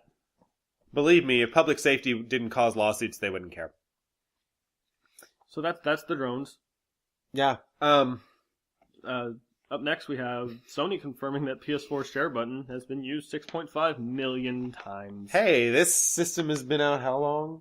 A little over 2 weeks. I don't care. I hate it. The system? Is down? Sorry, I went Homestar Runner there. The system is down. The system. Sorry. Homestar Runner. I miss you. Anyway, what do you hate? Oh, you hate the share button. The share button. I hate it. The PS4 share button. I have had 2 instances where I really wanted to record a 15-minute clip and edit it and upload it. I even created a Facebook account in order to do this, even though I hate having to upload it to Facebook because I don't like Facebook. Ranting over. And it's just decided that I didn't want to record the past 15 minutes. Because when you press the share button, it saves the last 15 minutes or the last applicable sets of minutes or seconds and the screenshot, and it makes a screenshot as soon as you press the button. What it's done for me the last 2 times I've tried to upload a video clip is it's taken 15 minutes from anywhere from 2 to 5 hours before I press the share button. Well, this isn't too surprising. It's a brand new system. It's something that's never been done before on a console, and it's bound to have some bugs. Yeah. That being said, since this was the major... what's the word? Why is my brain dying? Why must you die on me, brain? Since this is one of the major talking points for the PlayStation and for these new systems, you'd expect it to work. Yeah. Actually, I need to revisit this real quick. That all being said, that is just for the video uploading. I have had one problem with the broadcasting feature, and that was at the very beginning. It acted like it was broadcasting, and it wasn't. Hasn't happened since. The broadcasting works. It's fluid. It's simple. It's easy. And it's fun. Yeah, it's fun, and there's no problems. The only thing I have an issue with is you can only see the last 2 lines of messages that people leave in the chat box. And if you're someone like Greg Miller, that could be a problem. Yes, if you're a very popular Twitch broadcaster person, then that's a problem. And speaking of Twitch broadcasting, I Twitch on my Twitch account, Fawkestrot, Fawkestrot, semi-regularly, at least once every 3 days, usually late at night on Pacific Standard Time. Dim plugs. Plug. And yeah, so if you want to come watch me play Battlefield 4, Killzone, Resogun, I need to get back into Super Motherload actually, so I might do some of that at some point. We need to do that. So I didn't bring my controller. Yeah, so if I ever rent anything too, there's those games. Yeah, and this is going to be a really great way to keep an eye on new games because we have GameFly, so we'll get new games pretty close to the launch day. Definitely. And if it's one of those situations where you don't have enough money, yeah, and you can always talk to us on it too and ask us questions. Yeah, absolutely. Anything. I might join Tyler occasionally on them. I don't think you Brian joined me in will. Battlefield 4. No, Brian's joined me on some of the streams too. Really? Yeah. Oh, that's different. Pretty much the whole gang has joined me on the stream so far. Oh, that's right. He just wouldn't. Yeah. Okay. If you've watched my League of Legends videos, my girlfriend Amanda is actually one of the moderators. She moderated my first major stream, one of the first few days into Battlefield 4 I streamed. And occasionally I'll moderate that. Yeah, Jack and Amanda are my main moderators, as well as myself. Dim plugs. Yeah. Okay. So the last thing on our list here is that there have been reports that Microsoft has been banning users who use profanity in Upload Studio videos and in Skype chats, which is a little concerning. Microsoft, however, was quick to dismiss the rumor regarding the Skype chats, as it would have been seen as a tremendous breach of privacy. Yes. And we curse all the time. It's one of the reasons that we're never in game chats. Because we say some pretty terrible things. And we haven't been banned yet. And a lot of major news outlets have tested this, and they haven't been banned yet. So it seems that Microsoft is doing well to not monitor Skype chats. To be honest, I can't see them actually monitoring the Skype chats either, because that would take a tremendous amount of work. Yeah, that's on par with like the whole, what was it, NSA? Oh yeah, recording the NSA everything thing. In their servers that are just filled to the brim with Skype chats and phone calls. Yeah, do you have any idea how much money and how much time and how much energy would have to be exactly? They don't. expended? I mean, there's no way. I mean, even the NSA doesn't have a way to sort through all this stuff, so it's not technologically feasible at this time. At this point, so do not fear the creeper. Do not fear the creeper. Now, it does make sense that they'd want to censor profanity from the Upload Studio stuff. That's their own proprietary thing. It's something that's more easily monitored, but it's still stupid. Yes. I mean, it's just as easy to slap an explicit tag on things if they don't want kids to hear profanity. Yeah. And to be perfectly honest, the whole concept of, in my opinion, the whole concept of profanity is stupid. Yeah. It's a little bit senseless to censor things like that when people know what you're saying anyway. Well, and if it clicks in your brain, then there's no use in censoring it. Oh, and they're really trying to censor it from kids, and it's like, can we please focus on the more important things to teach kids, like not to hit each other and not to kill each other and not to do obscene things? Yeah. You know, I mean, good people. Words do hurt, but fuck is not going to hurt somebody unless you're like just sitting there screaming obscenities at them, and at that point, you're doing something far worse than cursing to them. Yeah. You know, so. But that was our high horse. Yeah, we're moving. That was on. our high horse. All right, so that was it for news. It was a short news week. Next gen consoles have come out, so everyone's playing games and not doing newsworthy things. Yeah, and the news about the consoles are kind of like beating a dead horse. Yeah, We'd be going over it for weeks and weeks and weeks. Yeah, and I suspect that our next episode is going to have a lot of news because we've got the VGX awards coming up. Oh God. Yeah, so there's usually a lot of stuff revealed at VGA. It used to be the VGAs. I guess now it's the VGX awards. It is the VGX now, isn't it? Yep. Damn you, Spike TV. Well, someone has to watch them. That's true. So, as per usual, Jack, what are you playing? Oh God, what am I playing? I'm playing Need for Speed Rivals. Interesting. You were kind of disinterested last time we talked about that. The last time we talked about the game, I didn't really have that much hands-on time with it, and I was a little irritated because Amazon was taking forever to get it to me. The other thing was, what I did find out about it concerned me. It's primarily an online game, and I want to be able to have a single-player experience with my games. I understand when they're multiplayer only, but in a game like this, where it could be single-player, and it just didn't seem to be, I was less interested. But now I discovered single-player mode, and all is well with the world.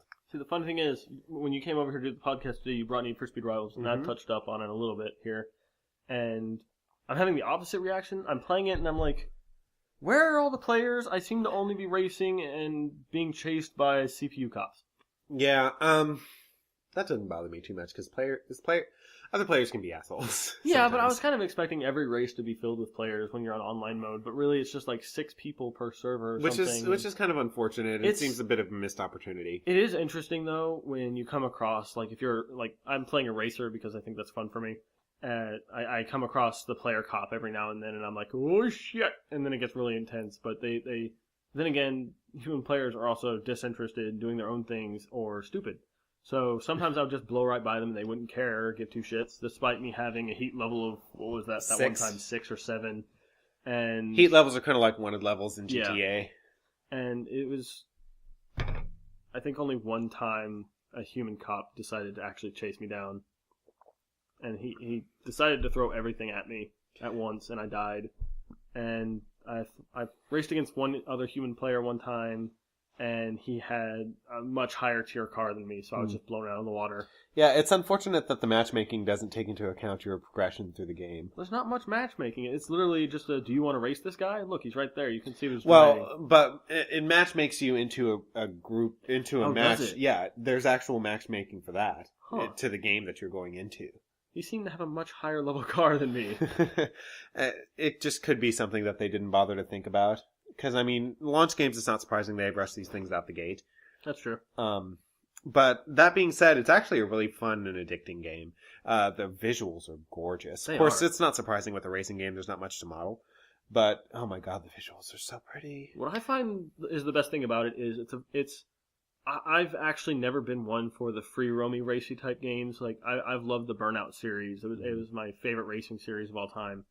And Burnout Paradise, I loved it. But if I just wanted to roam around and do my own thing, the way some of the streets were laid out, especially in the city area, it wasn't very wander friendly. Because it's all sharp 90-degree turns and things. Well, they kind of tried to make it mildly realistic in terms of the layout of the city. But with Need for Speed, it's like sloping curves into roads. There are the 90-degree angle curves, and you can go off the beaten path as far as you want, and you can break through the wooden fences. If you think you can break through them, you probably can. it's just a very kind of freeing experience, and you can do everything at your own pace, and I really like it. It gives me great hope for the crew. Oh yeah, that too. That game looks to be Need for Speed Rivals on crack. Yes. So I really look forward to that game. But yeah, Need for Speed Rivals, the visuals are gorgeous. For some reason, it always seems to be raining. Yeah, for Jack, it always seemed to be raining. It does rain on and off quite often. But God, so much car porn. One thing that, yeah, I like that phrase, car porn. Car porn. But one thing that really annoys me is that when you start off from a idle position and you hit your accelerator, the entire screen shakes, and I'm like, no, what's the point of that? That's just jarring and annoying. See, I prefer just your tires burn out and you squeal and you go off into the distance, you know? I mean, that's kind of the way that I prefer. The other thing that I don't like about it is, I just completely lost my train of thought. Don't you just love when that happens? Yeah. Glug, glug.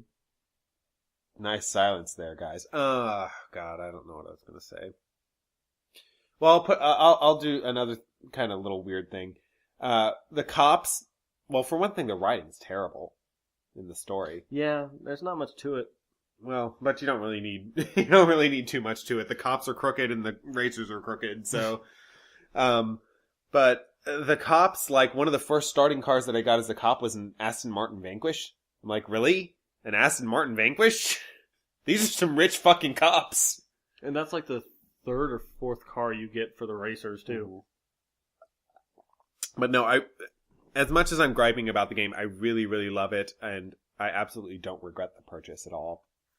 I look forward to being able to try it with you too. Yeah, if you're looking for a simi-type game, go for Forza. Yeah. But it's a very arcade game. Yeah, it doesn't have realistic damage models or physics with contacts with other cars and things like that. Mm-hmm.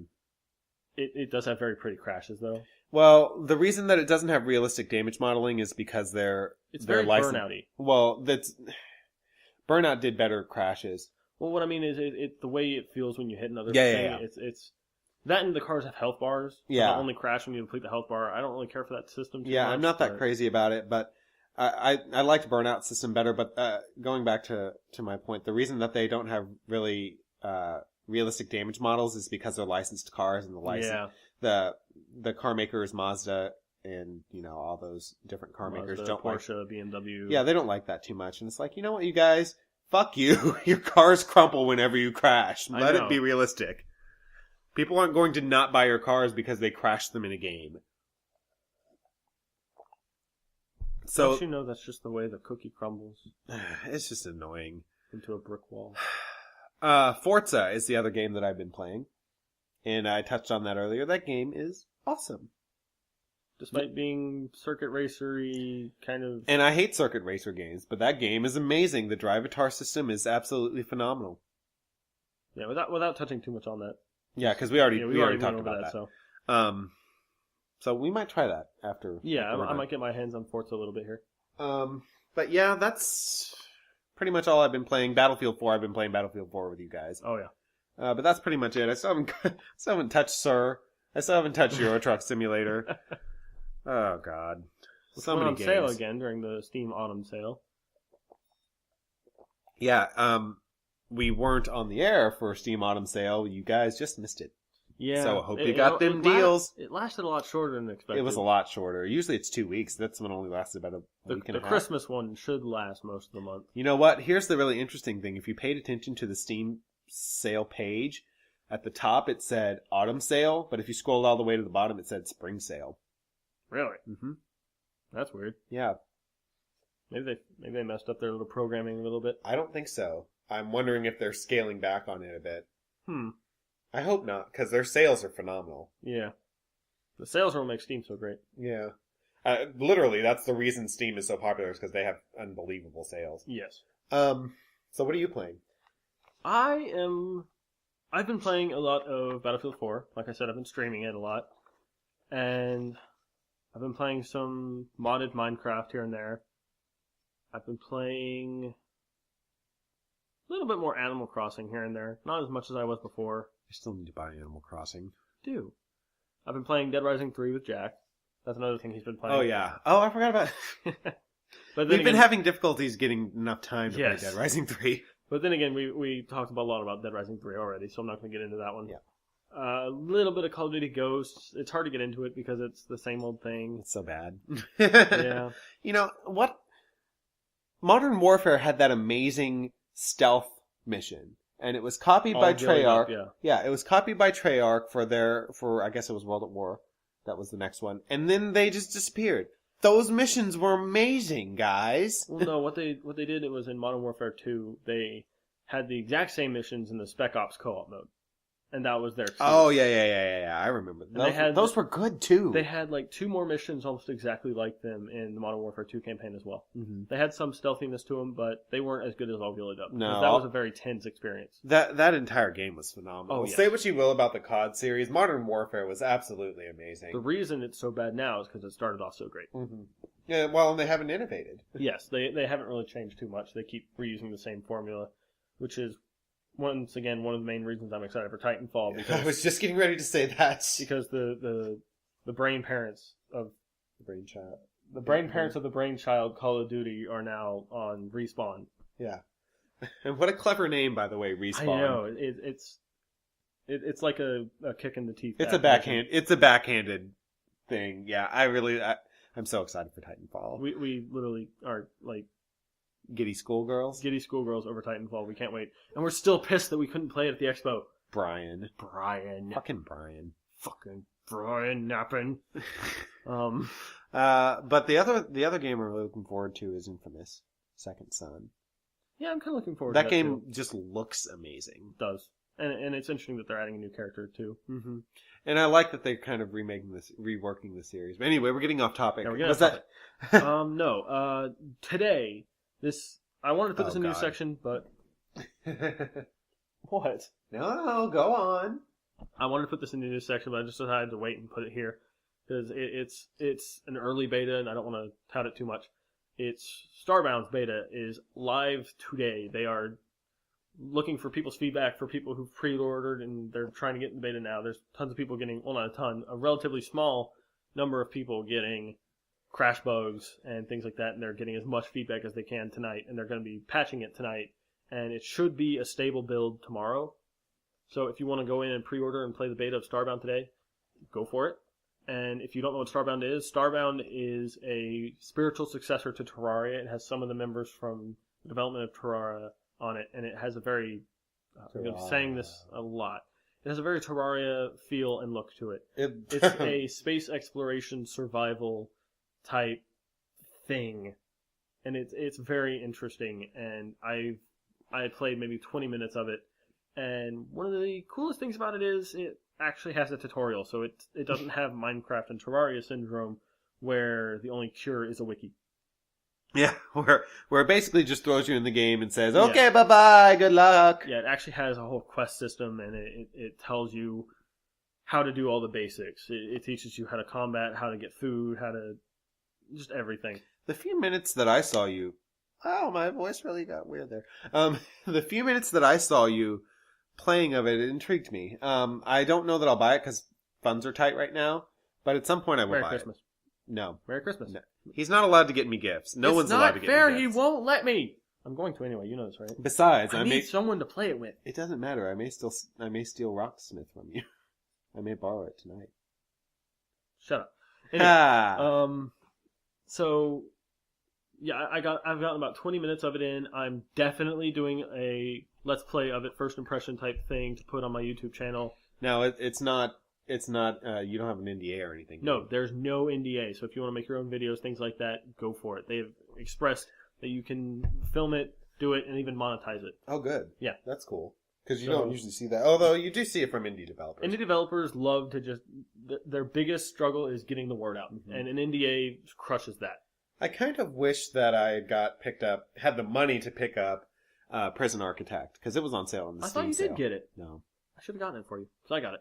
You can try it. You got Prison Architect. Yes, I got Prison Architect. I thought you had it. I meant to buy it, and I kind of forgot, and then whenever I remembered, I was like, How much money do I owe again? Maybe I shouldn't be doing this, says the person that just got himself a nice Christmas gift.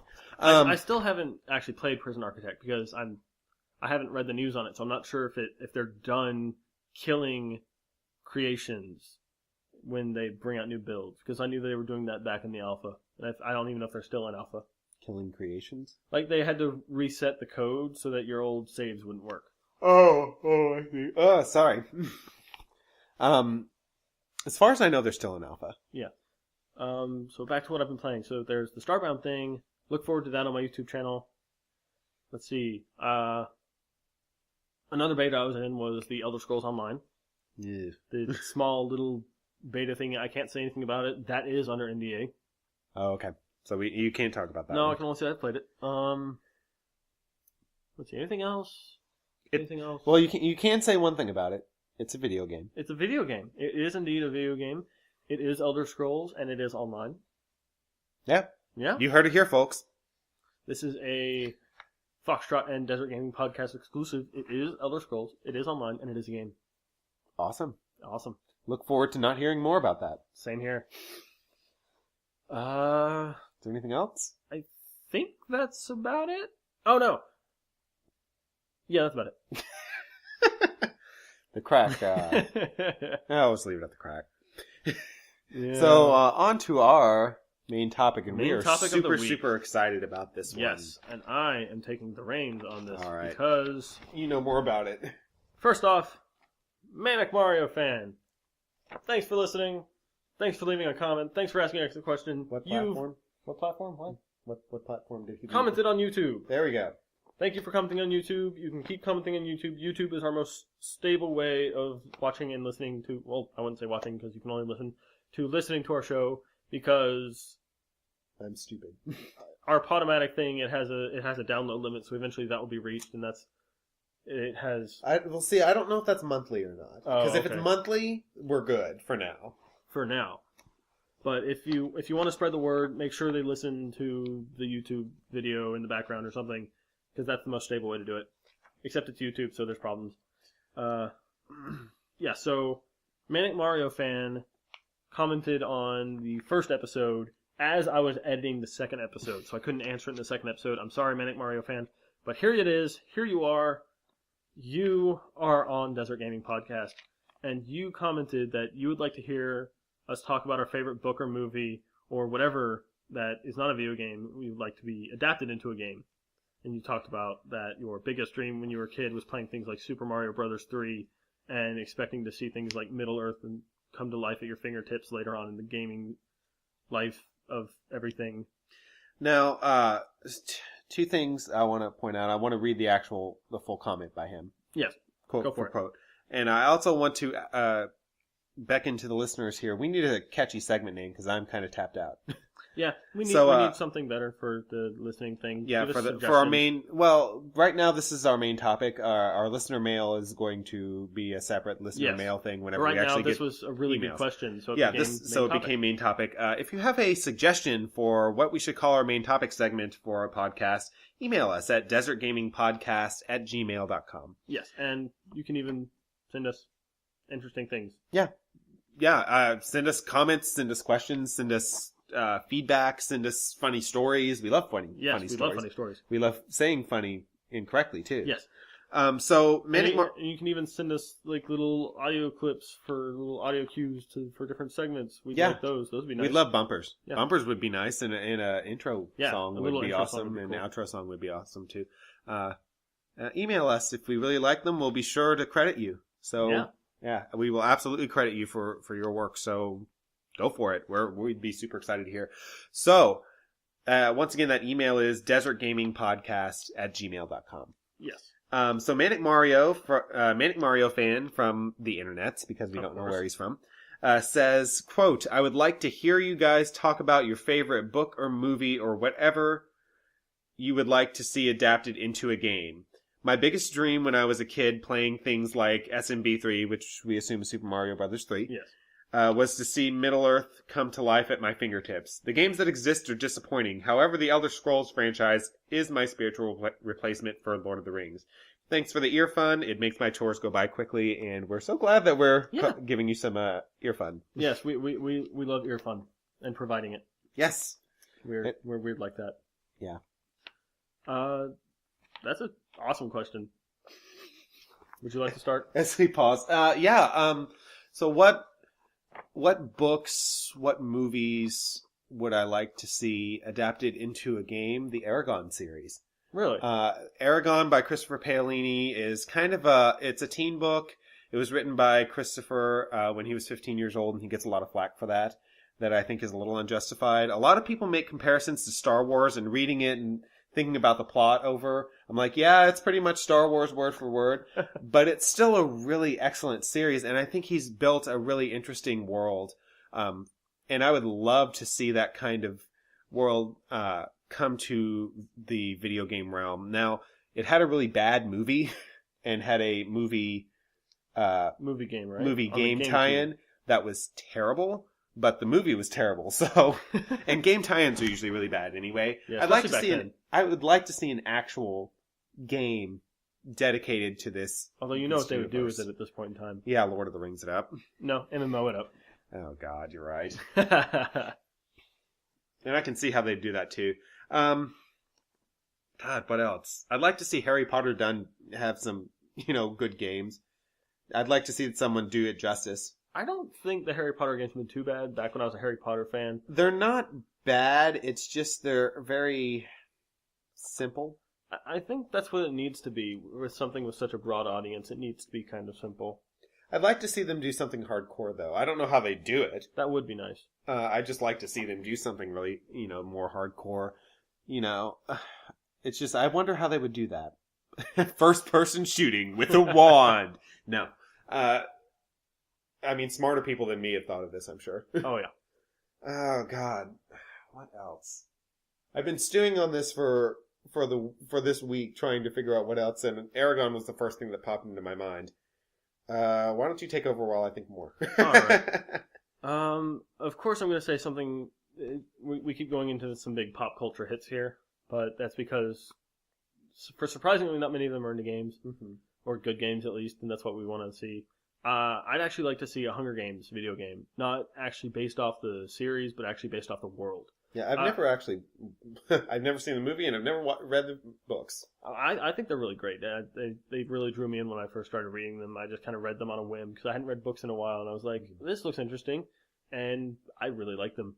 And I think what they could do is they could do a kind of COD/MMO type RPG PvP thing, where you basically create a character, and then you're thrust in with, I think, 11 other people in this giant world free-for-all type thing based on survival with all sorts of different aspects like heat, cold, food, things like that, because I think survival games are becoming the next type of zombie game, especially since survival and zombies are going hand in hand. Eventually zombies are going to fade away, and I think they'll just be making hardcore type zombie games, or survival games.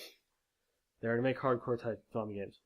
So I think the Hunger Games is a good IP to do this with, despite the kind of flack that it can get for being a girly book or something like that. You guys can go fuck yourselves. I don't think I don't pay that much attention to the Hunger Games, so I've never read it. But I've never heard that complaint about that book. I've heard it occasionally. In terms of the movie, I think the movie isn't as good as the book, because like some other things that are turning into movies now, they're turning them into action movies when they're more cerebral. Mm-hmm. Like Ender's Game. Ender's Game is... I look forward to that one so much. The movie or the book? The movie.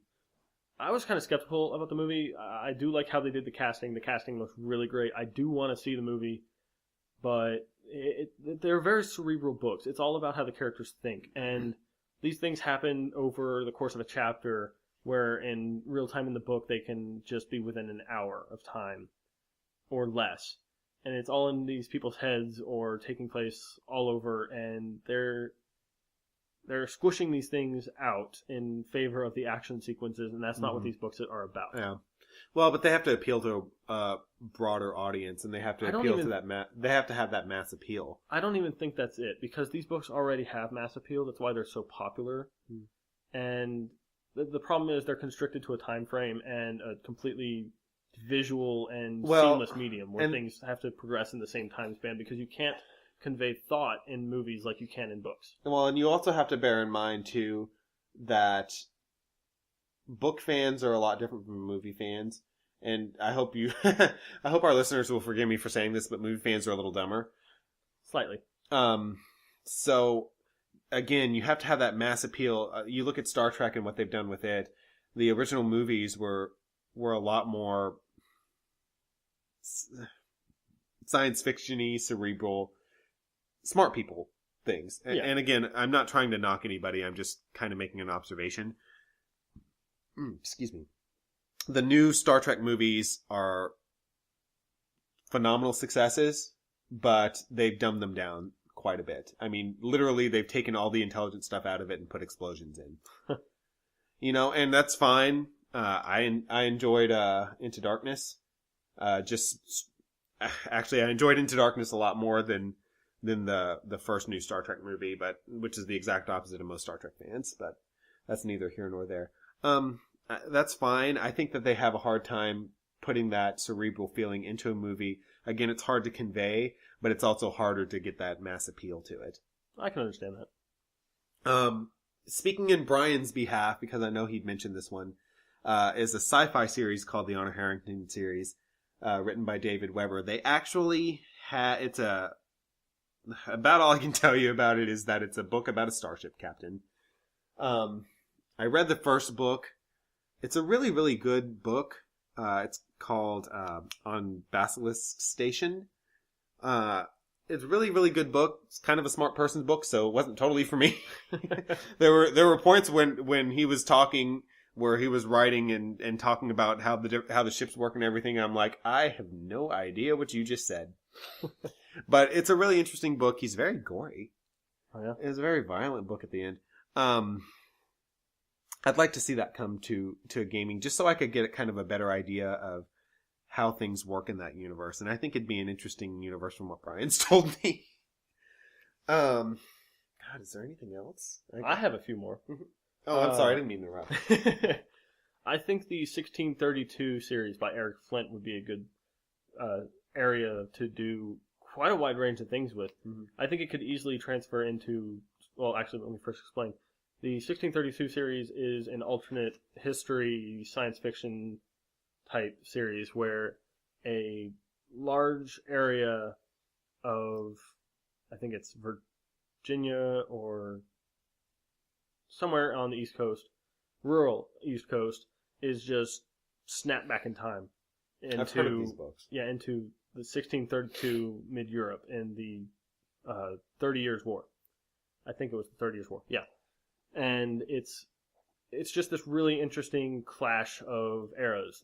And I think it could easily go into strategy games or maybe a third-person action Slaughterfest type thing, or probably just a strategy game because of how the book is written. It would probably lend well to fighting your limited resources but advanced technology against vast numbers of lesser technology, and there's all sorts of things you could do with that series. There's also the Discworld series. I hear that one a lot. Yeah, that one could easily go into an RPG or a point and click, definitely. What else was I thinking going to a point and click? I think there needs to be another Hitchhiker's Guide to the Galaxy point and click. Oh, there actually was one? I'm not sure if it was a point and click or I think it was a Word DOS game. Like a text-based adventure. Digging deep into the gaming history. Yeah. For those Anybody of you, remember DOS? For those of you that know anything about Hitchhiker's Guide to the Galaxy, you probably know that every medium that the Hitchhiker's Guide story has gone through, it changes severely. There was the radio play, there's the book, there's the screenplay, there's the actual movie itself. There's, I think, 2 different iterations of the book, and they're all vastly different, at least in some aspect. And I just think, it just needs to be able to keep the humor in whatever way it is. And I think another text-based game or a point-and-click would lend really well to that. And if Telltale Games makes a Hitchhiker's Guide to the Galaxy point-and-click, I will scream. Well, they're batting 100 right now. Yeah. 2 for 2 so far. And they're jumping genres pretty well, too. So they might. I hope they do. Well, Walking Dead is phenomenal. I still haven't finished it. And season 2 is about to come out sometime this month. Is it really this month? Yeah, episode 1 of season 2 is coming out this month. Bloody hell. Forgot to put that in the news, didn't you, buddy? I didn't know about it. Haha. Oh, wow. 1 for Tyler. I'm going to have to play that. Yeah. Maybe we ought to sit down and play it together or something. We could do a look of it or something. I've gotten through episode 2. I was just starting episode 3. I have an issue with that, and I mentioned this before on the podcast. I have an issue with that game where I get started on it, I finish one episode, and I'm like, that was good. I'm kind of done with this for today, and then I don't go back to it for months. That's actually one of the cool things about it, though. It has very defined stopping points, even after the season is finished. Because it releases slowly, an episode a month or so. Mm-hmm. But even going back, it's not exactly a completely taking you out of the experience, jarring end to a part, and it can seamlessly go into the next one, or it can be that for you, like it is for Jack. Yeah. For me, I just went straight through it. I actually didn't finish it, so I was playing it with my girlfriend, and I didn't know that. Yeah, I was playing a little bit when I lived in North Carolina. That was fun. I need to play more of it. I think we should go through it. Yeah, I wouldn't mind doing that. It's just finding the time. Yeah. Because right now we've got reviews to write. Yeah. Yeah, that's going to be fun. I still need to write my Xbox One review. Sorry, I'm like, bleh. Okay. Almost about time to wrap this up, unless we can think of more things for this. It's almost about time. On The Walking Dead, I was going to say something. God damn it. Zombies.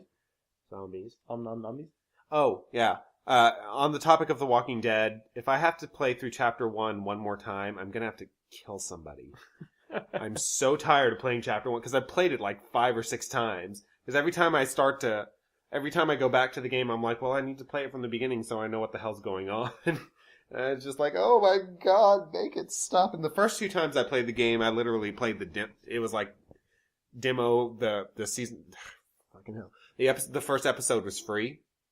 So, literally that's all I played. I played it on iOS while I was on vacation once, and then I was like, ooh, this game is good, but my iPad's a piece of shit. So, so I came home and I played the Xbox Live demo, and then I was hooked, and then I got it on PC, so please don't ever make me play the first chapter again. No, if we do a full playthrough, then I'll definitely be the one taking the reins. Please. I beg you. Let's see. Is there anything else?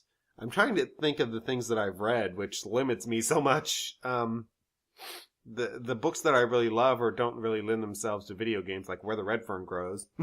That's not really a video game. I know a good book series that would make a great video game. I think the Halo novels would have been really well suited. I'm sorry, we couldn't finish that one. What about the Gears?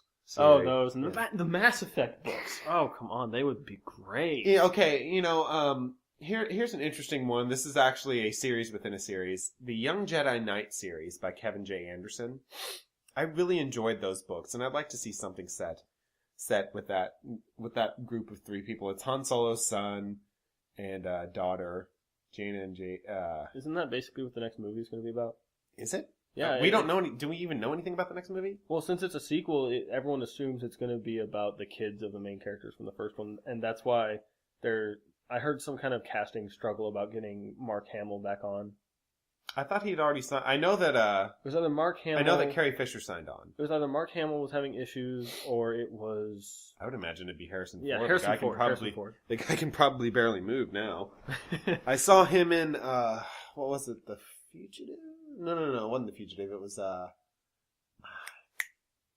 Firewall. Was he in Firewall? I have no idea. Shoot, it's one of the free HD DVDs I got. Oh, okay. Anyway, he's in this scene where he's jumping from an apartment balcony to an apartment balcony below him. I'm like, my God, Harrison, you're gonna break a hip. Stop it. I feel because he has not aged gracefully. It's too bad because he was a hunk, and he's an awesome actor too. Oh, definitely. He's definitely one of my favorite actors. God, is there anything else?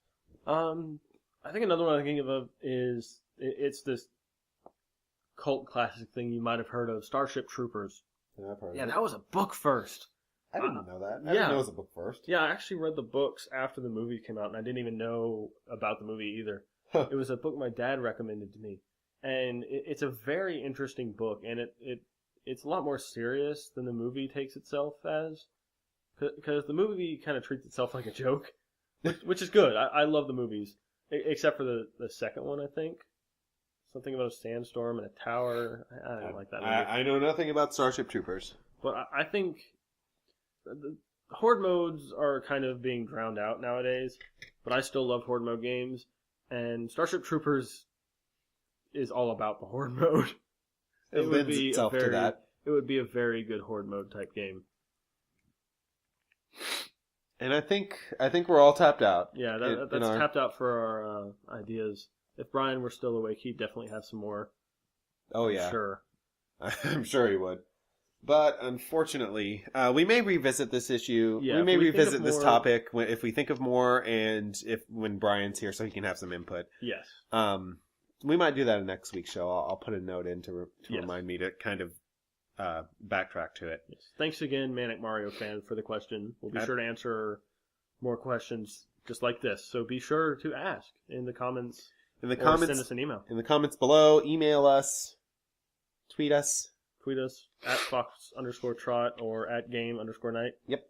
And we'll go through that later, but we always like to plug things. So yeah, at Fawkestrot, at Game Night, GAYME_KNIGHT. So our favorite segment, the entire podcast. Oh yeah, my favorite segment. But, it's Co-op Catastrophes! Co-op Catastrophes! That was our terrible. Damn it, Manic Mario fan! Yeah, 30 seconds before we get sued for copyright violation. Fucking YouTube! Yeah. Well, no, that's copyright law. Oh, I thought it was just I thought it was Mario's. I thought it was just YouTube's detection system. Nope, that's copyright law. Okay. Well, anyway. Yeah, we don't want to fuck around with that. So our co-op catastrophe is once again on Tyler. Yeah, more egg on my face. And it's ironic that we were talking about Starbound and Terraria because this occurred in Terraria. Yes, this occurred in our very limited playthrough sessions of Terraria. A little bit of background before Jack tells the story, because he tells it so much better than me. A long time ago, in a galaxy not so far away. Ours. It was actually about a year ago now. That was a long time ago. Yeah, it was a long time ago. I got my hands on Terraria, and I got Jack one for his birthday or gift or something, I don't know. And he's not allowed to buy me gifts. Can you tell that mandate works so well? Yes. And if you watch any of the episodes on my channel with Jack, I always seem to have some kind of technical issues. Well, for some reason, I couldn't change the resolution on Terraria, so that's why the video looks so horrible on my 2 Terraria videos. And that included with some kind of weird-ass lag we kept having, which we had to fix by making the process highest priority, which I had no idea about at that point in time. And we fixed that in the 2nd episode. And we were about to film the 3rd episode, and we were having some other kind of technical issue. I think it had to do with my mic at that time. And I just said, screw it, let's just play. And so we just played. And the funniest shit kept happening. Inadvertently, because I wasn't recording. And we were actually so basically you need to start the first 2 episodes. We were just trying to build a house and things like that. Very boring. You don't have to go back and watch it. If you feel like it, go ahead. There's some funny moments, but it was all in the. I kept yawning in the second one because I was tired. In the second one. But yeah, so in the 3rd one we got a house built. We got some resources. We started exploring this cave. And the whole time I was talking to Jack, trying to explain most of the game to him because I had seen Total Biscuit and Jesse Cox play through. And I knew nothing about Terraria. Yeah, he knew nothing. He was going in blind. And we come across this little watery dip and cave and things. And I noticed this little hole in the roof. And I was like, that looks like... Jack! Stop! There's a trap there. There's a trap somewhere here. Yeah, because I had already been... There's a boulder that'll fall from the roof. I had already been killed by a trap by that point. Yeah, he'd been killed by a trap, and we've both been shot by dart traps, because those are sneaky little bastards. And hell, the boulder traps are sneaky too. Yeah, they can come from way high up that you don't even see. Mm-hmm. So Tyler points out and says, Jack, there's a trap there, be careful, don't go over there. Yes. So we kind of go on and we start mining stuff. Yeah, and in the same room, everything is still, like, we're still in the same exact place. We're just mining around, dicking around, talking a little bit, trying to get some cobble and copper and things like that.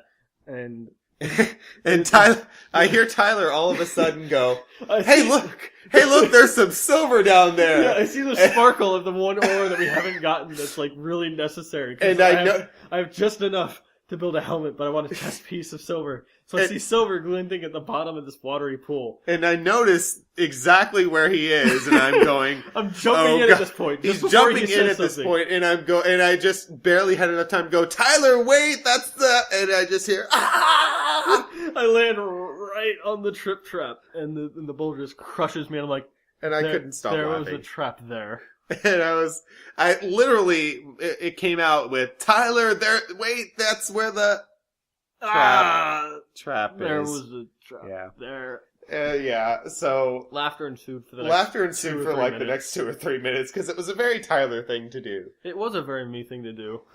Just the completely oblivious forgetting of everything, because I remember my train of thought, too. My train of thought was, oh look, silver! I just need to avoid the trap as I'm jumping. Unfortunately, the trap was on the silver. So that is Terraria, you tricky little bitch. Oh god. We need to... All the funniest shit always happens when we're off camera, that's the problem. Yeah. But then again, that's how it usually goes. We need to just always record. That's scary. That is scary. Yeah, well, here's the lesson here. You need to stealth record. Stealth record. But yeah, so that's our co-op catastrophe of this week. Be sure to send us yours. Once again, that email is desertgamingpodcast@gmail.com. So please be sure to send us yours. We will definitely be able to feature them. Yes, and because we're running out of them. We only have one more left. Yes, we have one more left that I remembered last time. Yeah. And remember, it's desert, not dessert, so there's one S.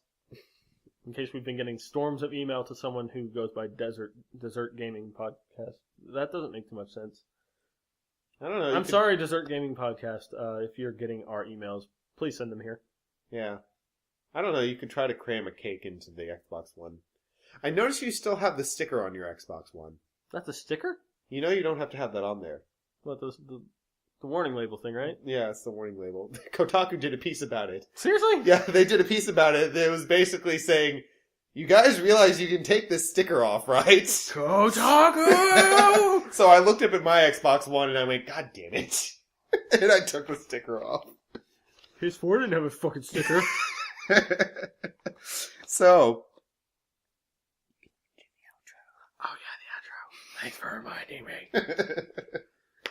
So this has been episode 3 of the Desert Gaming Podcast. Let's plug things. Yeah, it's time to plug. Let's get pluggy with it. Get pluggy with it. What are we working on?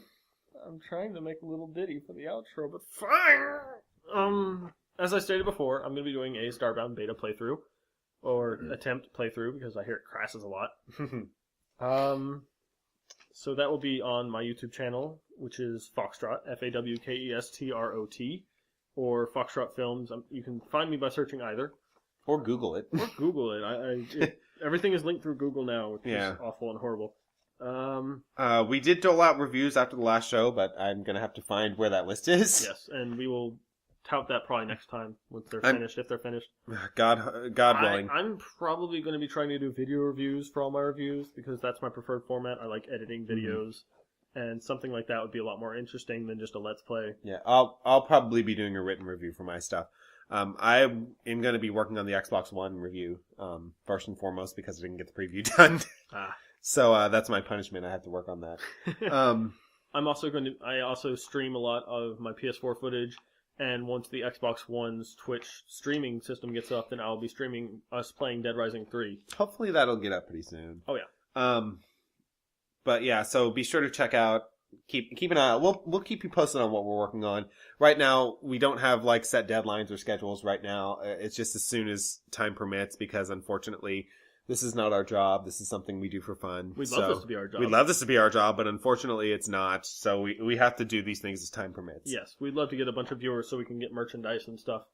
We'd love to. Or get picked up by someone like IGN. That would be awesome. Getting picked up by IGN and then they get our merchandise out there. Let's not get ahead of ourselves. IGN! Hi! Hey! Hey, Hey, Ryan hey. McCaffrey actually lives here, or doesn't live here, excuse me, has family Visits, here, yeah, he visits here in visits. Phoenix. I'm going to see if I can kidnap him. Please don't. I kid. I communicate with him through Twitter occasionally, so it'd be cool if we could get him on the podcast sometime. But, God willing. My deepest apologies, by the way, to our listeners, because I didn't get last week's podcast up on my IGN blog for a while because I completely spaced out and I forgot to put it up, and then life got in the way, so I just recently got it up, so I apologize. Yes. I apologize to our listeners for that.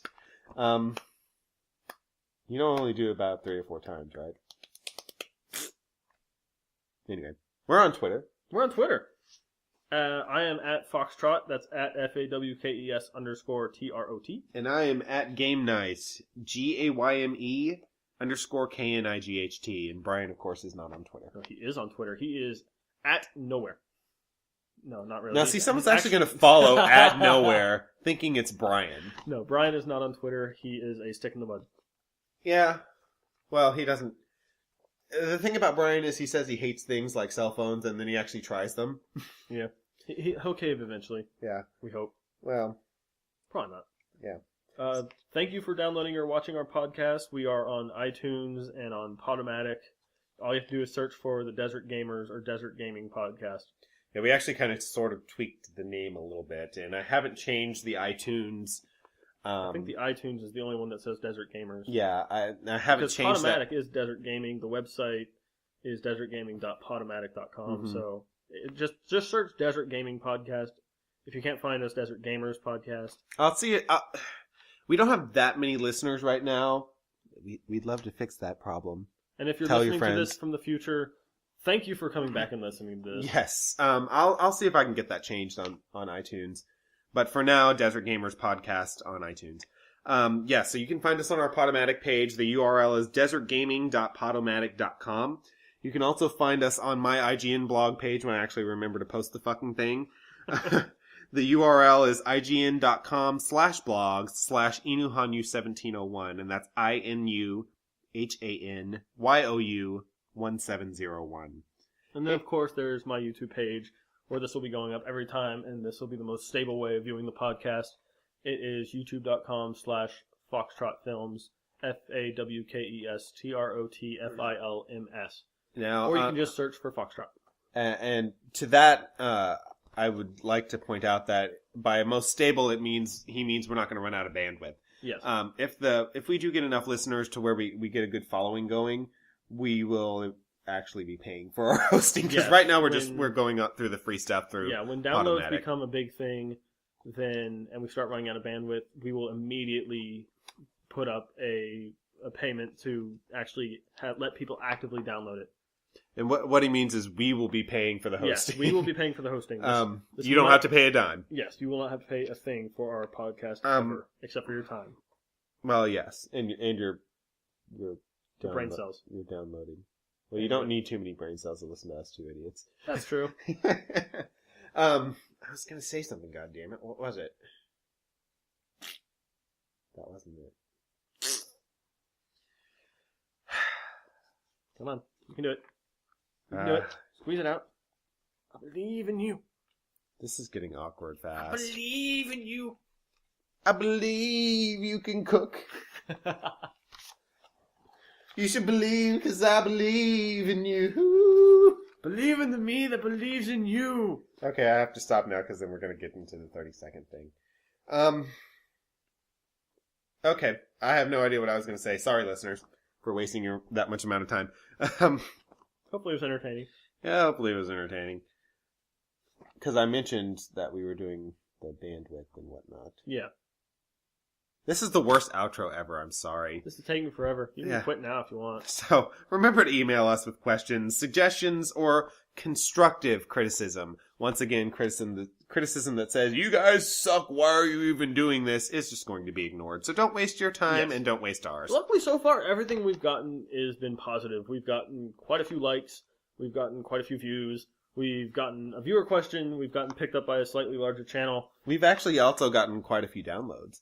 Oh yeah, how much? I haven't actually heard about that lately. We're a little over a gig on our Numbers, man, numbers. I can't. Podomatic's not the greatest in terms of tracking. I saw one number at 12 at one point. Oh wow. So I have to dive into their stats a little more and see if I can figure out an overall number. But yeah, we're growing. We're growing slowly but steadily. Thank you for watching, all of you. Thank you for watching. Thank you for listening. Right. Thank you for listening. This is a podcast. Yeah. Thank you for consuming this podcast on whatever medium. I'm still trying to get us on Xbox Music. For some reason, we're still not there. I did submit us to them, but for some reason, we're still not there. And Android, I'm afraid you're a little out of luck. I can try to get us on Stitcher. I just don't know how. You should try Amazon as well. We can go on Amazon? I think so. They have Amazon Music. Oh. I think they do podcasts, but I'm not sure. I'll have to look into that. And if you have any suggestions of where we can put up, please let us know. Yeah, and Stitcher users, if you are downloading us through Podomatic or through my, well, it'd be through Podomatic because my blog links to Podomatic. Email me, please, at desertgamingpodcast@gmail.com, because I'd like to know how to get us up onto Stitcher for you Android users. I think that's the most popular podcast app on Android since they dumped their Google stuff. That's it. That's it. Thank you again for listening, and we'll see you again in a couple of weeks. Yeah, thank you so much. I suspect there will be far more news because it'll be post-VGX. So. Far more news, far much more to talk about. And I'm looking at you viewers, far more things to communicate to you about from you commenting and questioning us. Yes, and let Manic Mario Fan be a lesson to you all. If you submit a good question to us, we might make it our topic of the week. Exactly. And with that, I think we're out. Yeah, we're clear. Thanks a lot, guys. Bye-bye. Bye-bye.